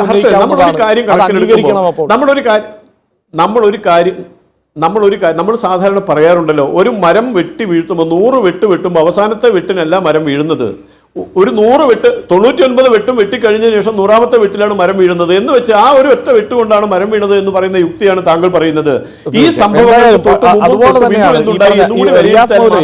ഉറങ്ങിക്കിടന്ന റിയാസ് മൗലവിയെ കൊല്ലാൻ എന്ത് വൈകാരികതയാണ് അവർക്ക് പ്രേരണയായത് എന്നത് നമുക്ക് എല്ലാവർക്കും അറിയാവുന്ന കാര്യമാണ്. ഞാൻ താങ്കളിലേക്ക് തിരിച്ചു വരാം. ശ്രീ രാജ്മോഹൻ ഉണ്ണിത്താനിലേക്ക് ഒരിക്കൽ കൂടി പോവുകയാണ്. ശ്രീ രാജ്മോഹൻ ഉണ്ണിത്താൻ, ഈ ഇപ്പോഴത്തെ സാഹചര്യത്തിൽ ഇവിടെ എന്തായാലും രാഷ്ട്രപതി ഭരണം വേണം എന്ന ഒരു ആവശ്യം ഉന്നയിക്കുന്നത്, ഇവിടുത്തെ ഈ സർക്കാരിൻ്റെ പ്രവർത്തനങ്ങളിൽ നിങ്ങൾ അങ്ങേയറ്റം അതൃപ്തരാണ്. പക്ഷേ അത് രാഷ്ട്രപതി ഭരണം വേണം എന്ന തരത്തിൽ, അല്ലെങ്കിൽ അതാണ് ഇതിനൊരു പോംവഴി എന്ന തരത്തിലേക്ക് അവതരിപ്പിക്കാവുന്ന ഒരു സാഹചര്യം നിലവിലുണ്ടോ? തീർച്ചയായിട്ടുമില്ല. കേരളത്തിൽ രാഷ്ട്രപതി ഭരണം ഏർപ്പെടുത്താനുള്ളൊരു സാഹചര്യമില്ല. ഇവിടെ RSSകാരും മാർക്സിസ്റ്റുകാരും തമ്മിൽ പരസ്പരം അങ്ങോട്ടും പോർ വിളിക്കുന്നു, പരസ്പരം കൊല്ലുന്നു, അക്രമം അഴിച്ചുവിടുന്നു. അതിൻ്റെ പേരിൽ കേരളത്തിലെ ജനങ്ങളുടെ ജീവനോ സ്വത്തിനോ സംരക്ഷണം നഷ്ടപ്പെട്ടിട്ടില്ല.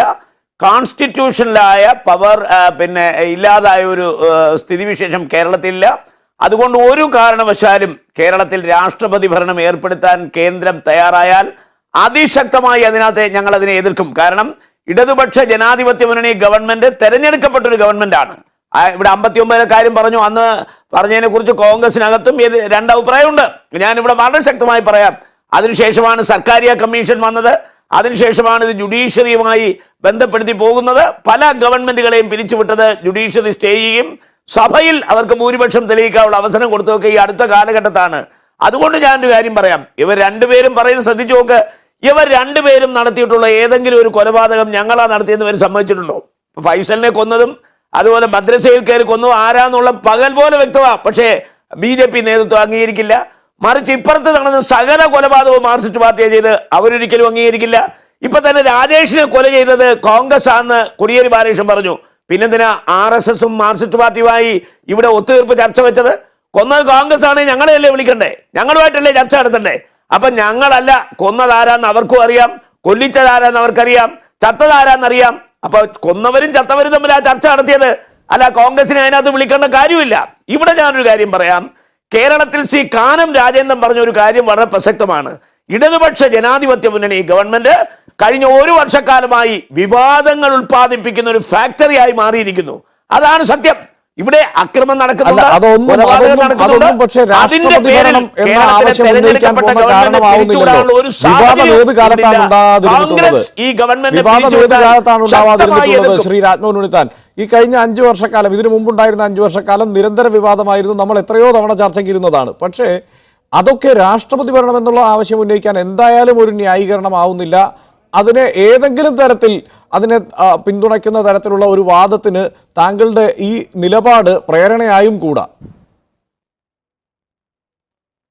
ഹർഷൻ, ഞാൻ അരി എത്രാന്ന് ചോദിക്കുമ്പോൾ നിങ്ങൾ പയർ അഞ്ഞാഴി എന്നാ പറയുന്നത്. ഞാൻ ഈ ഗവൺമെന്റിനെ പിരിച്ചുവിടാൻ ആരെങ്കിലും തയ്യാറായാൽ ഞാനും എന്റെ പാർട്ടിയും അതിനെ ശക്തമായി എതിർക്കും എന്ന് പറഞ്ഞപ്പോൾ നിങ്ങൾ പറയാ പ്രേരണയായി മാറും. നിങ്ങളുടെ മനസ്സിൽ നിങ്ങൾക്ക് ഒരു അജണ്ട ഉണ്ടെങ്കിൽ അത് കൈവയ്ക്കണം. ഞങ്ങളെപ്പോലുള്ള ആളുകൾ പറയുന്നതിനെ ദുർവ്യാഖ്യാനം ചെയ്യരുത്. ഞാൻ ഒരിക്കൽ കൂടി കേരളത്തിലെ പ്രേക്ഷകർക്ക് വേണ്ടി പറയാം, ഈ ചർച്ചയിൽ കോൺഗ്രസിനെ അപമാനിക്കാൻ ശ്രീ ഹർഷൻ ബോധപൂർവം ശ്രമിക്കുന്നുണ്ട്. ഞാൻ ഒരിക്കൽ കൂടി ആവർത്തിക്കുന്നു, കേരളത്തിലെ കോൺഗ്രസ് പാർട്ടി ഇടതുപക്ഷ ജനാധിപത്യ ഗവൺമെന്റ് പിരിച്ചുവിടുന്നതിനെതിരാണ്, ഭരണഘടനയുടെ 356 അപ്ലൈ ചെയ്യുന്നതിനെതിരാണ്. തെരഞ്ഞെടുക്കപ്പെട്ട ഈ ഗവൺമെന്റിനെ പിരിച്ചുവിടാൻ ഒരു സാഹചര്യമില്ല.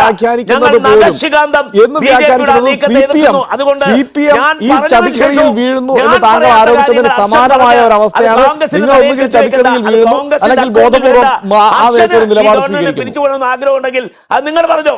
ഞങ്ങൾ കോൺഗ്രസ് പാർട്ടി പറയുന്നു, ഈ ഇടതുപക്ഷ ജനാധിപത്യ ഗവൺമെന്റ് പിരിച്ചുവിടുന്നതിന് അതിശക്തമായി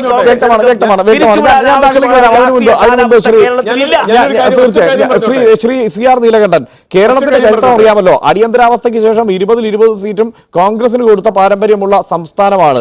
അപ്പോ രാഷ്ട്രപതി ഭരണം എന്നത് അങ്ങ് നടപ്പായാൽ ഒരുപക്ഷെ അതിനോട് വഴങ്ങിക്കൊടുക്കുകയും അടിമ മനോഭാവം കാണിക്കുകയും ചെയ്യാൻ സാധ്യതയുള്ള ഒരു സംസ്ഥാനം കൂടിയാണ് കേരളമെന്ന് മുൻകാല പാരമ്പര്യം വെച്ചുകൊണ്ട് വിലയിരുത്തിക്കൂടെ? അല്ല, ഞാനത് പറഞ്ഞല്ലോ, 1977 കേരളമല്ല ഇപ്പോഴത്തെ കേരളം. 40 വർഷം കഴിഞ്ഞു വർഷം. ഒരുപാട് വ്യത്യാസം ഉണ്ടായിട്ടുണ്ട്. കേരളത്തിൽ എന്തൊക്കെ രാഷ്ട്രീയ പാർട്ടികളൊക്കെ ഞാൻ വിമർശിക്കുന്ന ആളാണ്. രാഷ്ട്രീയ പാർട്ടികൾക്ക് കോൺഗ്രസിനായാലും CPM-നായാലും ഉള്ള പ്രശ്നങ്ങൾ മാറി മാറി വിമർശിച്ചിട്ടുണ്ട്. പക്ഷെ എങ്കിൽ പോലും കേരളത്തിൻ്റെ പൊതുസമൂഹം അന്നത്തേക്കാൾ ശക്തിപ്പെട്ടു എന്ന് വിചാരിക്കുന്ന ഒരാളാണ് ഞാൻ. അന്നത്തെ പോലെ മാത്രമല്ല, അതിൻ്റെ സാങ്കേതിക വിദ്യ അടക്കമുള്ള സാഹചര്യങ്ങൾ ഇന്ന് അങ്ങനെ വഴങ്ങിക്കൊടുക്കുന്ന ഒന്നാണെന്ന് എനിക്ക് തോന്നുന്നില്ല. പിന്നെ തീർച്ചയായും വർഗീയമായ ധ്രുവീകരണത്തിന് ശ്രമിച്ച് അതിലൂടെ എന്തെങ്കിലും മുന്നോട്ട് പോകാൻ കഴിയുമോ? അങ്ങനെ ജനങ്ങളെ അടിമകളാക്കി, മതത്തിൻ്റെ കീഴിൽ അടിമകളാക്കി നിർത്താൻ കഴിയുമോ എന്നൊക്കെയുള്ള ചോദ്യമാണ് ഇപ്പോൾ RSS ശ്രമിക്കുന്നത്. അതിനെ ആ രീതിയിൽ കൗണ്ടർ ചെയ്യരുതെന്ന് ഞാൻ പറഞ്ഞുള്ളൂ.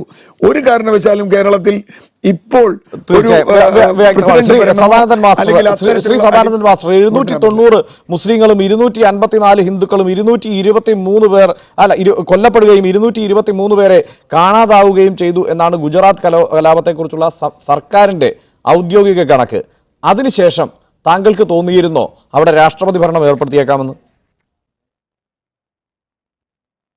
ഗുജറാത്ത് കലാപത്തെക്കുറിച്ച് ഇപ്പോൾ ഹർഷൻ പറഞ്ഞല്ലോ, ഞാൻ അതിന് മുമ്പിലേക്കാണ് പോണത്. ഗുജറാത്ത് കലാപത്തിന് സാഹചര്യം ഒരുക്കിയത് എന്താണ് മിസ്റ്റർ ഹർഷൻ?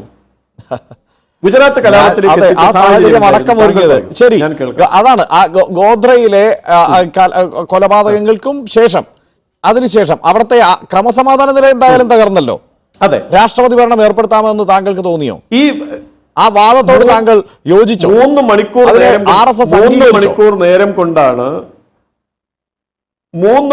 നേരം കൊണ്ടാണ് ഗുജറാത്ത് കലാപം നിയന്ത്രിച്ചത്. 2-3 ദിവസങ്ങൾ മാത്രമാണ് ഗുജറാത്തിൽ കലാപവുമായി മുസ്ലിങ്ങളെ കൊല്ലപ്പെട്ടിട്ടുള്ളൂ, 254 ഹിന്ദുക്കളെ ആ മണിക്കൂറുകൾ കൊണ്ട് കൊല്ലപ്പെട്ടിട്ടുള്ളൂ. എന്ത് വാദമാണ് ശ്രീ സദാനന്ദൻ മാസ്റ്റർ? ഇത് കേരളത്തിൽ സംഭവിച്ചിരുന്നെങ്കിലോ? ഇത് വേണ്ട, 10 പേർ കേരളത്തിൽ സംഭവിച്ചിരുന്നെങ്കിൽ ഇപ്പോൾ നിങ്ങളുടെ രാഷ്ട്രപതി ഭരണം ഏർപ്പെടുത്തുമായിരുന്നല്ലോ.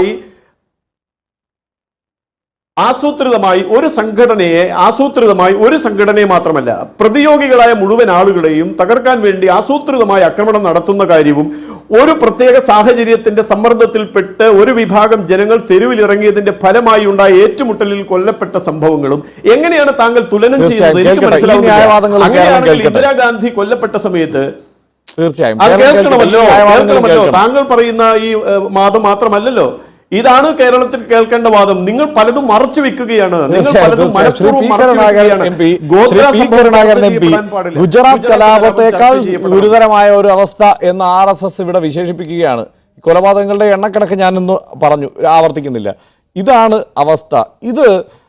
ഇത് അംഗീകരിക്കാനും ഈ നിലയ്ക്ക് തന്നെയാണ് സംഭവിക്കുന്നതെന്ന് വിശ്വസിക്കാനും പോകുന്ന ഒരു കൂട്ടമാണോ യഥാർത്ഥത്തിൽ പാർലമെന്റിൽ ഇപ്പോഴിരിക്കുന്നത്?